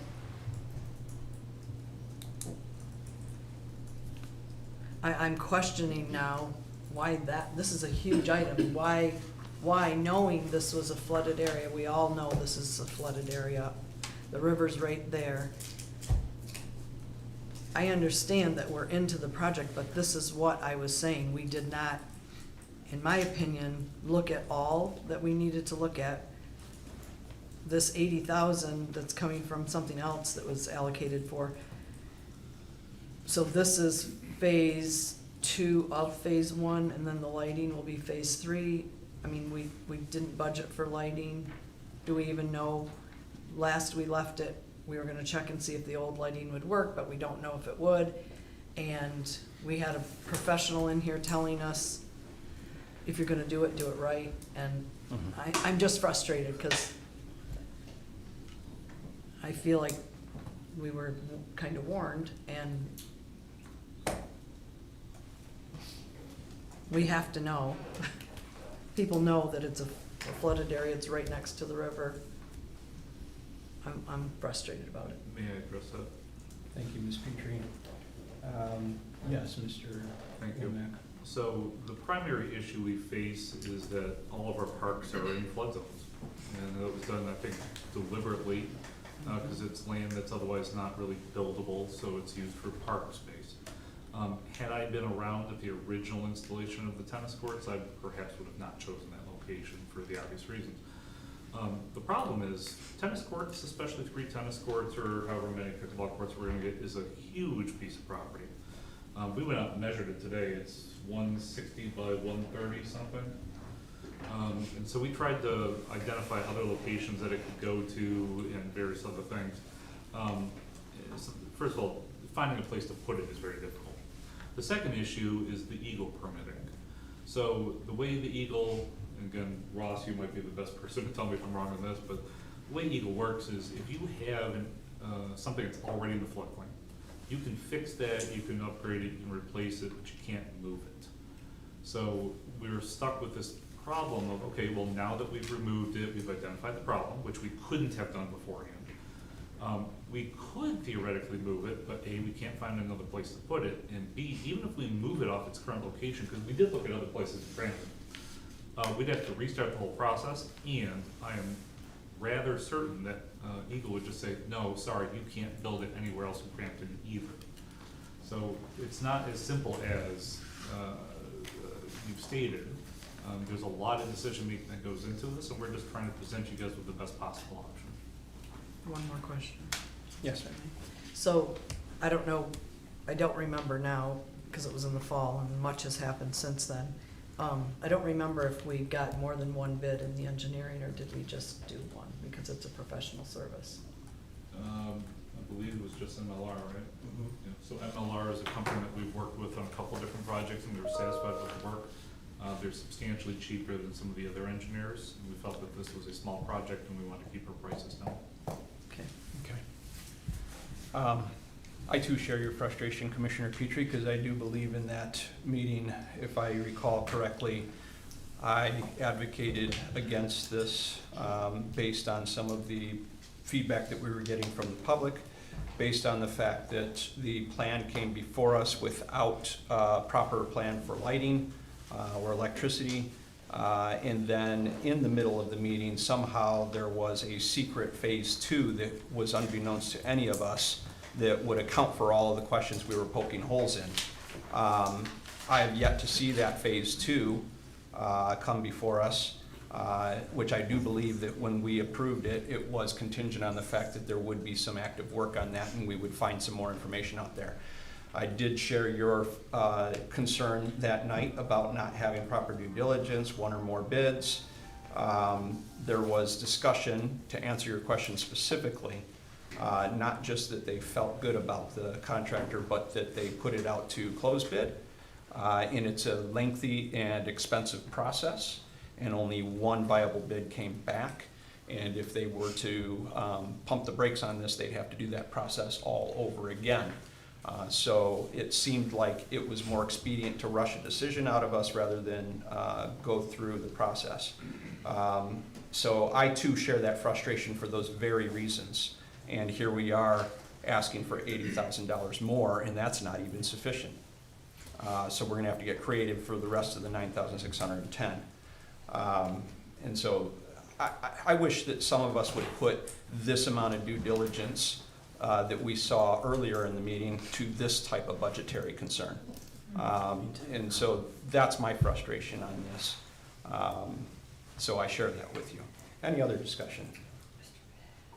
Ms. McCarthy? I have a question, and I think it might go to Bo. And here's my basic question. We've already allocated, we're kind of here, we've already dug up everything. So we're kind of committed, right? Kind of in the race. But we had a tennis court, or a series of tennis courts in this area in a floodplain for a period of time that existed for years. When they do this correction, and then they put in the pickleball courts, could those pickleball courts then last for the years and years and years as well? I mean, will this correction allow it to be as durable as the tennis courts were for the years within this space? I mean, it's your opinion, I get it, you don't have a hard cap. Who are you asking? I'm asking of Rowe Engineering.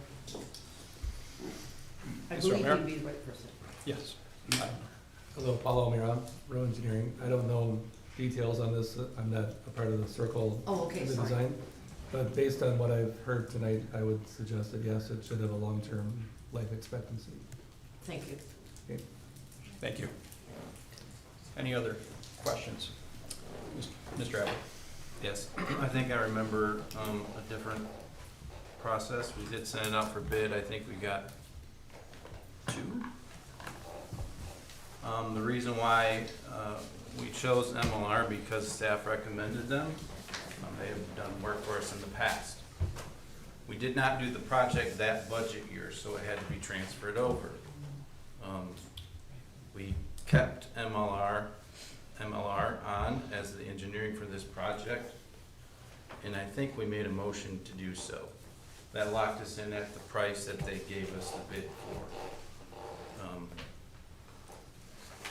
So, I mean, as we've come to know in local government and projects, things happen. There was a major flood there, the land was wet. So I also don't want to spend that much extra money. But if it saves the courts from longevity for the investment that we're gonna make for pickleball, which we have also heard from the public is a very big ask and need, I don't think Parks and Rec would be, and I apologize that you're being framed as not doing your due diligence, but I don't think that's appropriate for you to tell our staff that, our professional staff, that they're not doing their due diligence. They are following orders that this commission approved by majority. Therefore, they are doing their job appropriately.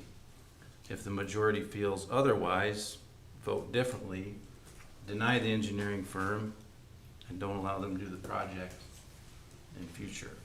But staff is following the proper protocol, as they always do, and the direction from the commission.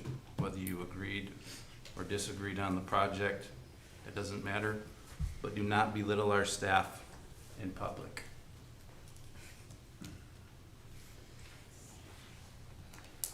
Thank you, Mr. Atwood. A couple points of clarification before I hand it over to you, Ms. Petrie. Mr. Mayor, I have my also. One moment, Mr. Brady. Mr. Atwood, my comment about due diligence was to this commission and about the fervor that is invested in a $2,900 invoice versus an $80,000 oversight, when the facts that were presented to the commission to make the decision advocated that night, I was specifically against it because I didn't feel we had enough information. Ms. Petrie had raised the point of not having our standard 3, which is by our policy for service providers, and it would have to go out to bid. You're right, there was 2. You jarred my memory. There was 2. There was a more expensive one that had several more features and services and things that they were offering and bringing to the table, which maybe something that thorough, service provider that thorough and at that price could have avoided the situation we face today. That's on us, not the staff. Don't frame or mischaracterize my comments and try to turn me against the staff. That's us. Ms. Petrie. Mr. Mayor, Just to- I have just to- spoken Oh, yet. yes, Ms. Petrie. Mr. Brady had his hand up first. I wish you would have revealed your crystal ball to us to let us know that the substrate underneath the tennis court that's been there for 30 years was actually faulty. Thank you for letting us know that you knew about that problem well in advance. Your comments towards the business at hand are not germane. Please remain germane. I believe this is a TIFA 2 project and has been funded. So the money here is going to be spent under the direction of TIFA 2. They don't have much going on there. They don't have much money to give us. There's some history behind how the money has moved around for this project, but it's in their plan. Their plan was in 2025 to replace the pickleball courts. We're following the plans. If you don't like the plans, rewrite the plans. But we're following the plans. Nobody knew the substrate wasn't gonna work. Nobody knew that. So it's ridiculous. Don't rebuild the pickleball courts. We'll put up a plaque in your honor on the dirt patch that's there. Thank you, Mr. Brady. Ms. Petrie. My point is, I was not referring to you not doing your due diligence. My concern at the time was that we were giving this job to an engineer firm that is not familiar with our city, the flood zones, the water tables. That's a big concern of mine. I know that they did the First and Second Street project. That also has the water table that was concerning me. And that's why I brought it up in the fall, that this engineering firm isn't familiar with our city. I mentioned at the time, there's a lot of water there. I'm not an engineer, but I wanted an engineer to assume flooding and what that could have done. I feel like maybe the engineer didn't do their due diligence. I don't need a crystal ball for that. That was my concern when we went with a very small engineering firm that is not familiar with our community. That's what I'm saying about due diligence, not Mr. Church. Please don't frame that I am against our staff or don't trust them. That is not, those are words not coming out of my mouth, just to clarify. And I'll additionally clarify some of your comments, Mr. Brady. I don't have a crystal ball, just as Ms. Petrie stated, she doesn't either. We couldn't foresee that, the water would be that way, the ground would be that way, but we did raise heavy concerns about the manner in which we were approaching this project and how we were taking into consideration the data before us. And I think the point is that we expressed our frustration. And I point back to public comments earlier today about mischaracterizing and choosing your words when you hear things that you don't agree with. You may not agree with our frustration. You may not agree with the fact that we raise considerable concerns and we're frustrated that we're at this situation right now. But that doesn't give you the right to make statements like your crystal ball and we'll just cancel the courts and build a plaque in your honor. That's not germane. I was remaining germane to the topic. I was talking about my frustration on this very topic and why. You didn't remain germane to the topic while saying remain germane to the topic. Your inconsistency knows no bounds. And so I would appreciate if you just remain germane to the topic and not accuse or mischaracterize our statements. You didn't agree with them. Let's move on. Mr. Mayor. You don't have to mischaracterize people and make accusations. That's it. Mr. Mayor. Where are we at? 1 second.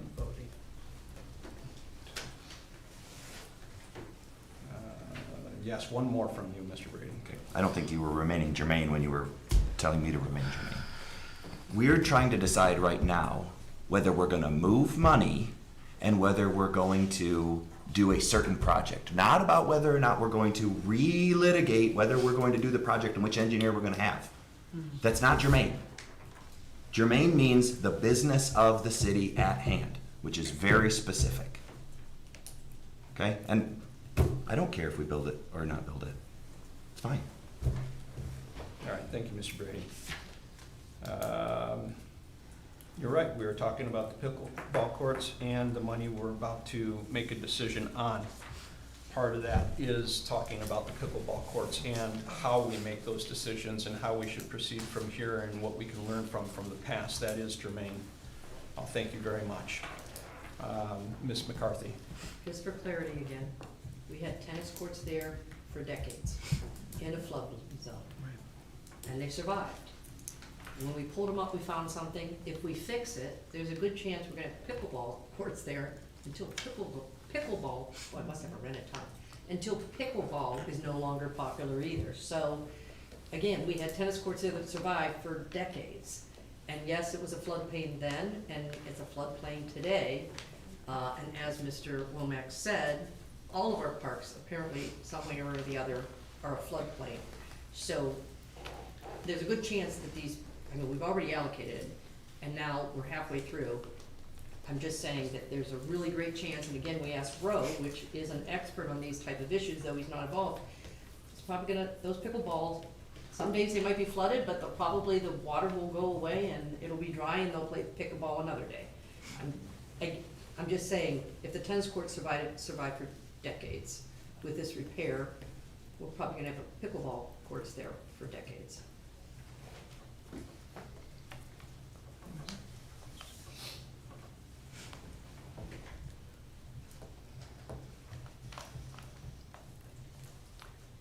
I think it's for Mr. Womack. Did the engineers say that this $90,000 fix will be what it takes, or they're hoping this is gonna be? I mean, could other things happen that we haven't foreseen or they haven't foreseen to move forward and finish? I just wondered, okay, I know this is simple, but could you give me a percentage, like? I just wanna know, is this like a 90% thing it's gonna work, a 50% thing? I just need a better. Well, if I may.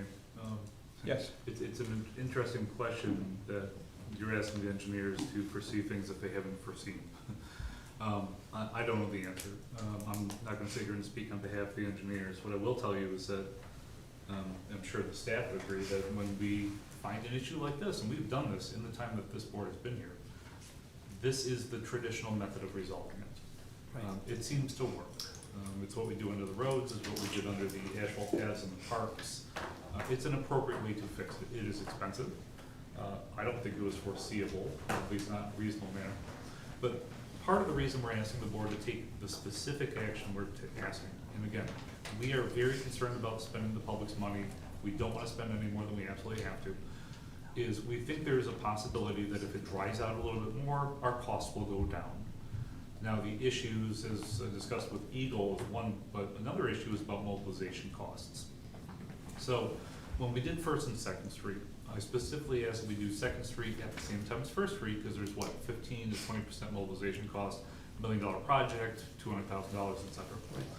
Well, it's also possible that we go back to the engineers and the contractor and we say, hey, look, if we wait till August and you guys get to go leave, do something else for the next couple of months, and you come back in August to finish it at that point, the chances of it being dry are probably higher, but then we're gonna have to repay a mobilization cost and maybe other related costs that we're not aware of right now, which is something that Rodney and I have been working on all day. We're open to that as a possibility. We're trying to do the absolutely best we can, but if this has to occur immediately, let's say we go back to the engineers and they say, your August plan will cost $75,000. Well, heck, at that point, I don't want to pay mobilization, I'd just rather put it towards the aggregate. And, we're gonna have to try to make that decision between now and soon. So, again, I'm asking for the full authority to undertake this if necessary, but we're gonna do our best to reduce the costs, ideally no more than 80, because that's the amount of money we have. But I wanna make the absolute best decision we can with the information that we have. Okay, thank you. Any other discussion? All right. Yes, Mr. Mayor. Mr. Brady. Oh, Mr. Brady, you've already had two turns on this topic. How many times did Ms. Petrie speak? She spoke too. We're gonna move on because we're at threshold. This is now the second topic that we're kind of pushing the boundaries. Mr. Mayor, how many times did Ms. Petrie speak? She spoke twice. We'll take a roll call vote on this. Commissioner Atwood, Yes. Commissioner Brady, Yes. Commissioner Glistman, Yes. Commissioner McCarthy, Yes. Commissioner Petrie. Yes. Motion carries. Thank you. All right. That brings us to G5, the city manager performance review topic. Since this was an add-on by Commissioner Atwood, I will start with you, Mr. Atwood. Do we need a motion before discussion? It'd be preferable, Somebody else want to make a motion? but since we don't have it on the agenda and we don't see a suggested motion, we don't really actually know the breadth of the topic, so why don't we have a little bit of preliminary and see where we're headed toward a motion? We'll start with you to present what it is you're expecting out of this agenda item. Well, I would expect that this commission would do its job and direct the staff appropriately. As we had the information on the city manager review that had been altered, we got that and we were told that that needed to be in by the 6th. I read that, and it was not on our agenda to postpone the city manager review. So I felt it necessary at that time to add it to the agenda to postpone.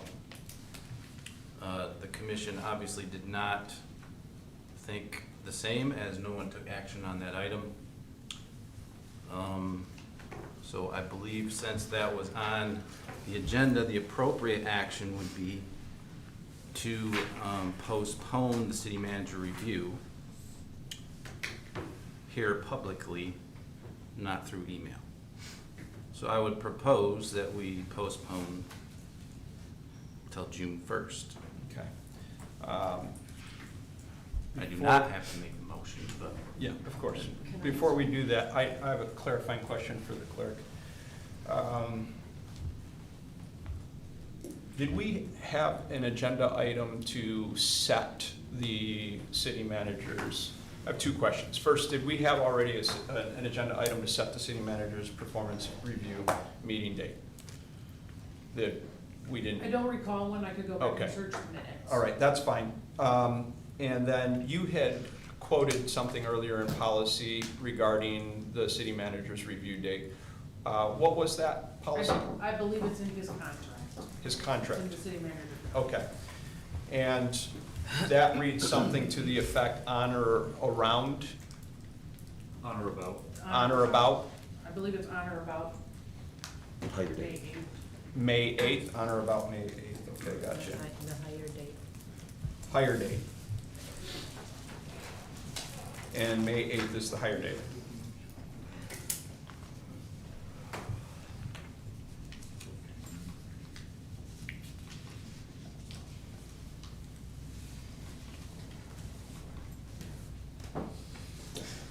All right. The chair will entertain a motion. I'm struggling to see that we need to have a motion for this. It was communicated not through email, but I think in meeting, and then it was verified through email. But I'm not sure that there's a precedent for having a motion for setting this. But maybe there is. And if we're setting that today, we're going to do it today. But the chair will entertain a motion to postpone the city manager's review, performance review, indefinitely.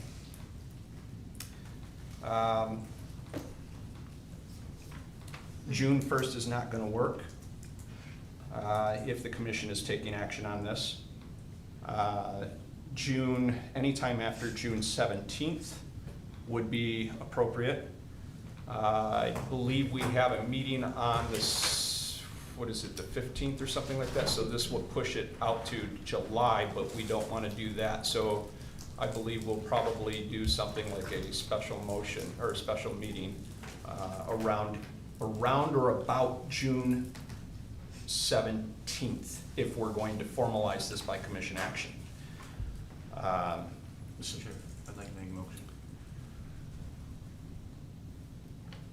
Go ahead. I make a motion that we postpone the city manager review to June 1st. Is there support? All right. Any discussion? Mr. Womack, we're going to preclude you from this conversation since this is something that pertains to you. Mr. Chair, I have the right under the charter to speak on all items. Mr. Francis, speaking on an item concerning his own performance evaluation, is that a conflict of interest? Do you feel comfortable allowing him to be a part of these discussions? With respect to the date, I do, because it does involve him, and it Okay. requires a necessity to be here. I Very don't know if good. he's gonna say he's All right. available. Go ahead, Mr. Womack. Well, so first of all, you were proposing to violate my contract, which says that my review should be on or about May 8th, so I don't know why you proposed it to be indefinite. I think I do know the reason, but I guess I would ask you to, in detail, specify why you think it needs to be an indefinite date and not the June 1st date. And second of all, and again, I'm trying to read between the lines, Mr. Atwood, but the original date was set for the second meeting in May per the request of Commissioner McCarthy. That was never changed by commission action. So now here we are. I've only received 2 of my evaluations. I've not received the other 4. And of course, I'd like to see those ahead of my review. It gives me the opportunity to learn from claims about things that have happened. And of course, you know, it seems to me that whatever Bodman is working on will be given to me at my review. There's a word for that, which I'm not going to say in this meeting, but I'm sure that the public knows what I'm talking about. So I guess my question, Mr. Mayor, is why do you think it needs to be indefinite, and why is the commission being so okay with violating my contract? All right. I corrected myself from the indefinite and said that I would take an option to do it on or around June 17th. Because your performance evaluations were not collected in time for on or around May 8th, and there was agreement by you through discussion with Ms. McCarthy to postpone in light of her impending vacation at the time and your impending vacation, which crisscrossed as well. There was verbal agreement during an open meeting that that would be okay to postpone and push out to June. When that happened, there was an email sent by the clerk stating that they would then be collected at this time and the date would be at June 1st. That's fine if you, Mr. Womack, want to put the item on the agenda for June 1st of your own accord. But if the question by Mr. Atwood is to take commission action to put it on the agenda, I want to follow your contract and respect it when it states in section 4 that you have 30 days to review the performance evaluation submitted by the commission. If we do it any sooner than that, we intentionally violate your contract. In the case of postponement, you verbally agreed during an open meeting to push it out to June considering vacations. So we're not violating the contract that way. But we would be if we make a commission action to do it inside of 30 days of you receiving your reviews. So I'm honoring your contract. You are trying to get us into a situation where we don't. Same as Mr. Atwood. And I'm not going to allow it to happen because I read everything very, very carefully. Ms. McCarthy. I believe that we moved the due date for the performance, which was the 6th or the 8th.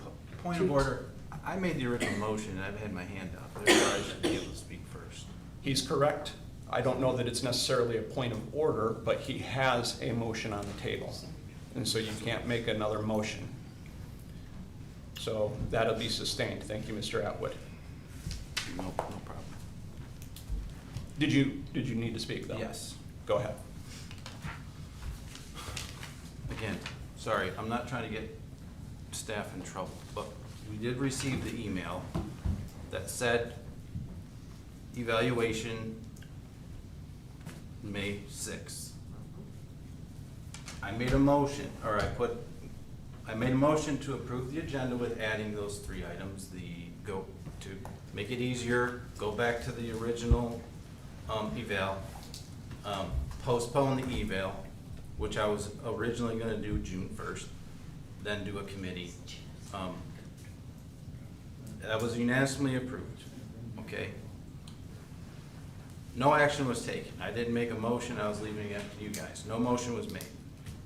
The following day, we receive an email that says, following a conversation with Mayor Hing regarding the evaluation and limited turnaround time, the suggestion is for the deadline submitting complete evaluation be extended to May 18th, which is today. In-person review to take place at Monday, June 1st, which is what my motion says. This extension provides an additional 10 days to complete the evaluation. The reason why I'm upset is because we added it to the agenda, no action was taken.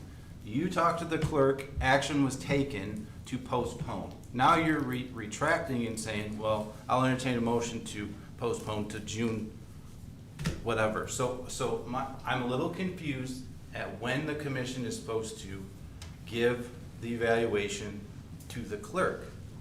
Today was the deadline. Yep. Mr. Womack is saying only 2 people have. Mine's right here. Is I today, have is mine today right over? here. I have mine in hand. We close at 5:30. Yeah, well, Point of So order. the clerk It's still did not today. receive it. No, it is not. We close at 5:30. okay, that's fine.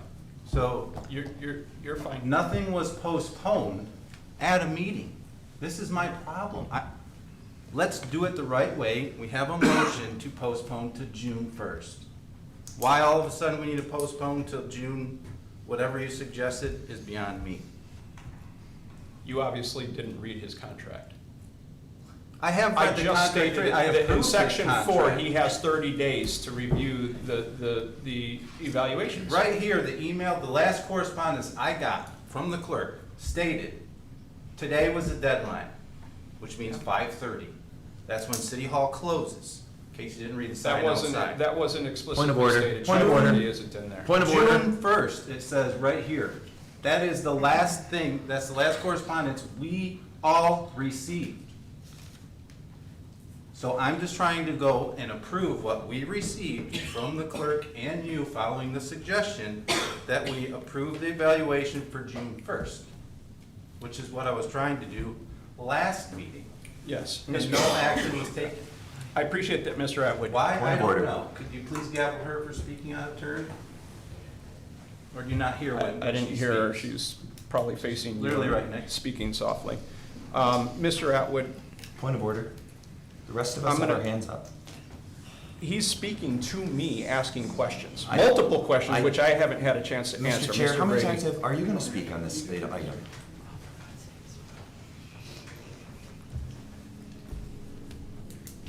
I'll address your questions, Mr. Atwood.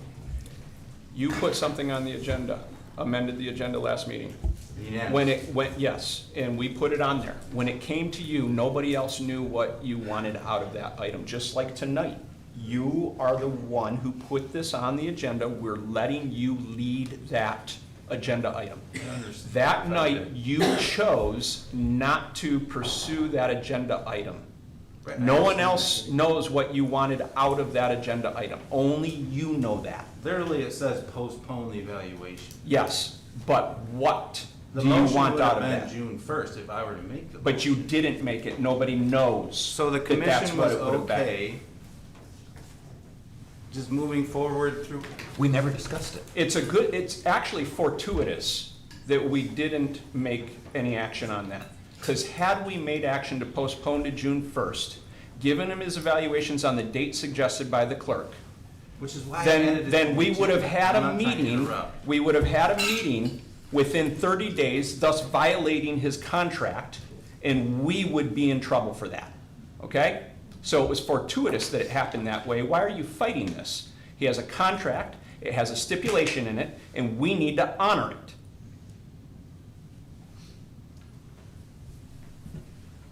Ms. McCarthy? A couple things is that, just for clarity, everyone, the early May date for getting these performance reviews was based on, and during the last meeting, Ramona apologized and said she was just trying to facilitate it to come in before her vacation, which she is graciously back, and we're glad she's here. She said she had a great vacation. So it was based on that. And I had also said, can you not make it on the 4th or whatever, because I might not get back from my vacation, and May 4th, and I barely did not get back because Spirit Airlines went out of business. I was scrambling to get back here. So it was like May 6th, whatever, based on hers. When we discussed it at all, we said we're gonna make it due today. We kind of all said that because that was the next time. And in the email we received, there is no time frame for today. And so I have already when I walked into the meeting today, I handed it to Ramona. And I believe during this meeting, which is still the same day, because I don't believe it says 5:30. It just says today's day, and we're going to meet her tonight. There's no 5:30. So I don't think anybody's trying to violate something, because we all knew we were gonna see Ramona tonight, so we're handing it in to her. So that's why it was from early May to now, and I think we all talked about that. That came out June 1st, just so you understand again. If Mr. Womack says he would like to have his performance review on June 1st, or June whatever date, since it's his performance review, he would have to say, yes, I'm good with that. Because he has a clause in his contract that says once he gets these, which is tomorrow morning, or tonight, or whatever, he has 30 days in which he gets to look at those and read them and digest them. If we force something and we take it out of his jurisdiction to pick the date, we are in violation of his contract. Simple. Nothing more, nothing less. We are staying within his contract.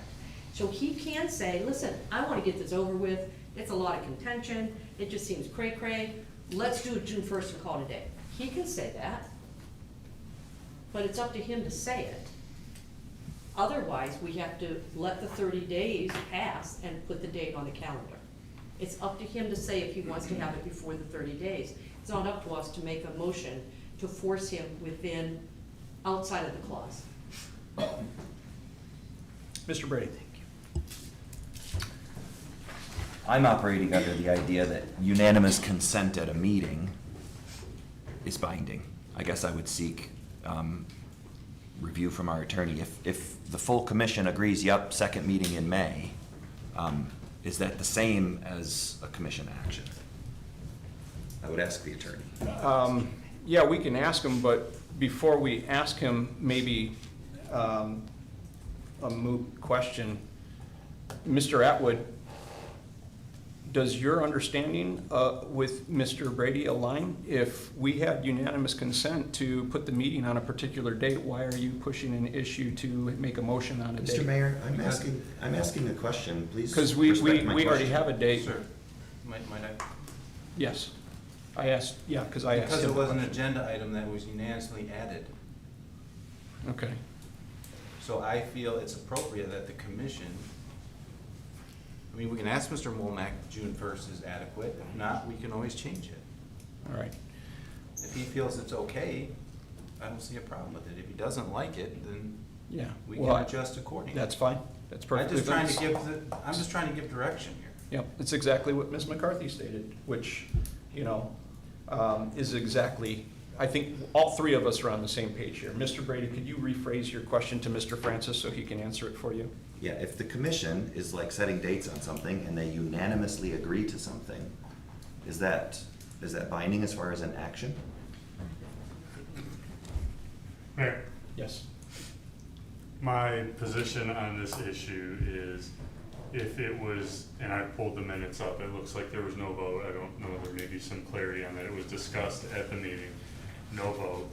If it was discussed and approved by the commission in the meeting, I feel like we're better served by, if we're moving the date, by doing that at a meeting too. I don't particularly care whether it's a unanimous consent at this meeting or a motion, but it should be done in the same manner as it was set, if that makes any sense. Yeah, my question specifically is when Ms. McCarthy asked for us to move it to the second meeting in May, that we all unanimously agreed to that. Is that the same?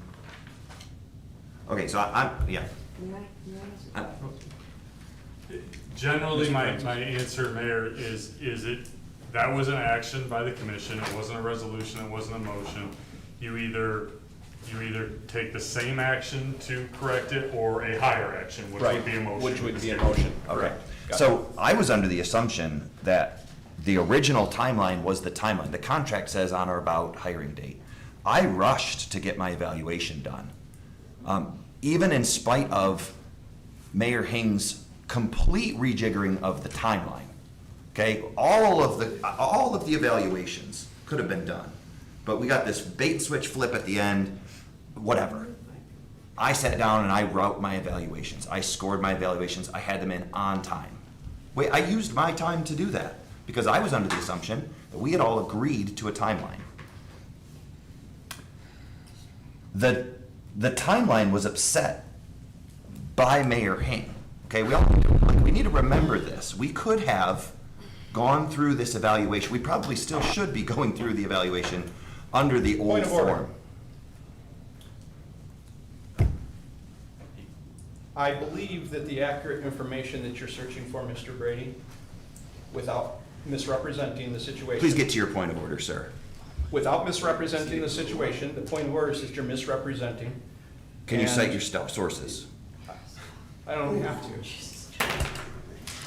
I don't have to either. You don't. You're gonna look really silly trying to fire this guy. You're gonna look really silly, and you're gonna look really silly. You both said Is that- several is that- times okay. that you Very are good. not trying to fire him. I'm telling you, it's coming. You're out of order. The things that you are saying are just out of line and out of order. It's inappropriate to characterize things that way. To make accusations and to misrepresent meetings. Sir, you're running a and- clown and show. direction. You are running a clown show. No, you are. Now stop it. Ms. Sanchez, could you please document that Mr. Brady has been dilatory and is out of order again? I would also like Ms. I'd like Listman's to also comments put on the before you- record that he has stated that Mayor Hing has reiterated the timeline, and I need that accurately documented because we have just discussed that the timeline was adjusted due to multiple vacations that were in play during that meeting. Yours included, Madam Clerk, Ms. McCarthy's included, Mr. Womack's included, which he then later canceled, which is fine, but he didn't know that at the time, and those were the reasons the timeline were rejiggerated. I Okay? disagree with your characterization So, of that. We had a May 6th due date. I had mine turned in. You're out of order again. Who gave you the floor? I don't know. Who gave you the floor? Do we even have a motion on the table? Is it Mr. Atwood's motion? Yeah. Ms. McCarthy, please. Okay, last meeting, Mr. Commissioner Atwood came in and he put 3 motions he wanted added to the agenda. We get to his first motion.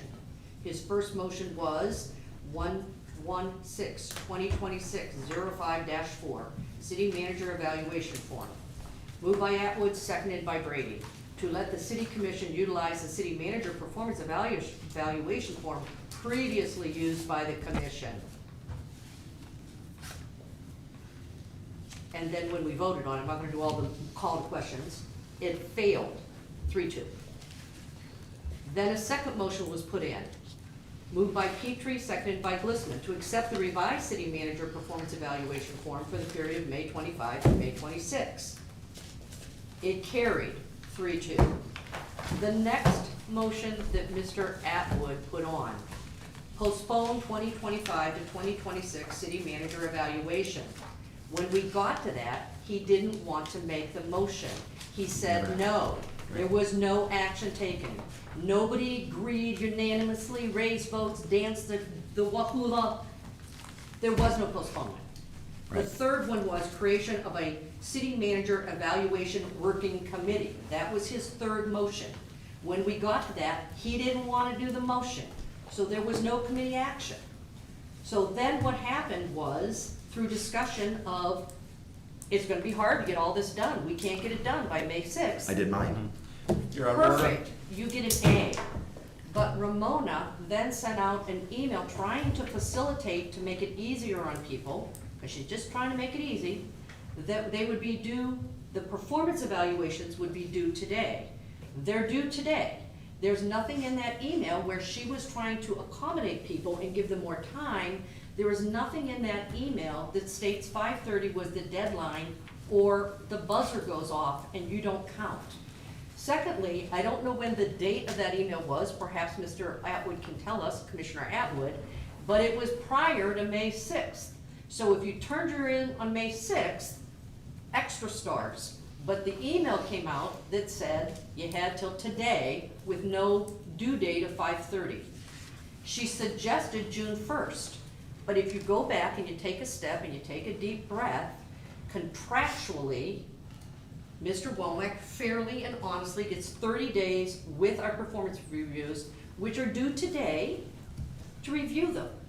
It all goes down to, we can't, as a city commission, force him into a June 1st meeting outside of his contractual terms unless he asks to have a June 1st meeting outside of his contractual concerns.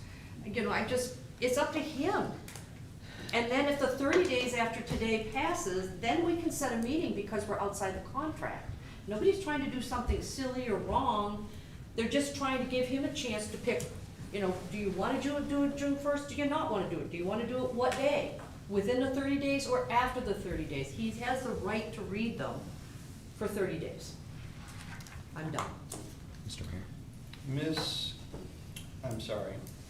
Sanchez,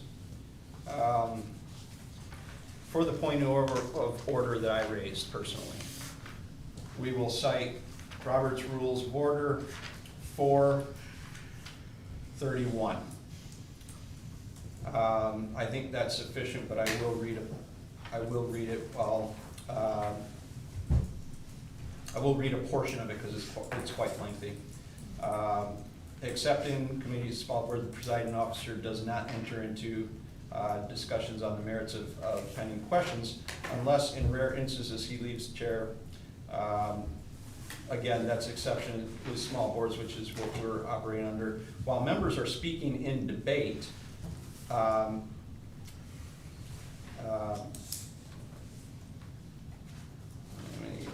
instructed in the latter case, he should step back.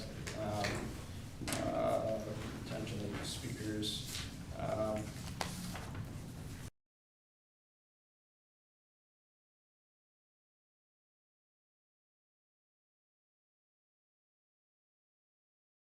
To the merits of the pending question, speakers must address their remarks to the chair, maintain a courteous tone, and especially in reference to any divergence of opinion, avoid injecting a personal note into the debate.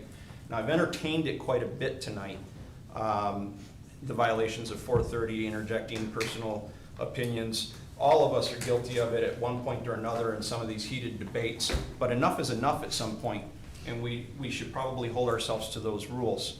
In that particular instance, that was the case that was happening, and I'm finally going to call it to account. And yes, I will confess that I was probably even guilty of violating that rule a couple times this evening myself. And if somebody would have called a point of order on it, like when Mr. Atwood called a proper point of order earlier, I sustained it. And so we'll do that. When they're proper and they're founded, then we'll sustain them. When we don't call them and people slip through and get away with it, it happens. We can have grace for each other. But enough is enough. All right. Mr. Brady, you've spoke twice. Mr. Atwood, you've only spoke once. You can go. I would just like to ask the city manager if he is okay with June 1st, my motion that I made. Yes, Mr. Womack, you may answer that question. So, the June 1st date, I don't mind.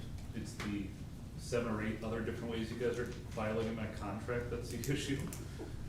And also the Bodman thing, which almost certainly is gonna come up during my review. I'd like to have 30 days with that, and so with my attorneys. All right, noted. I think that based on some of this discussion, I'm not even sure that we can file a proper motion. We may have to postpone this. Mr. Womack, could you give reference to the violations of your contract right now? Not at this time, thank you. In order to move forward, I think if we're to make an informed decision on action tonight, we're going to need that information. Do you need a recess?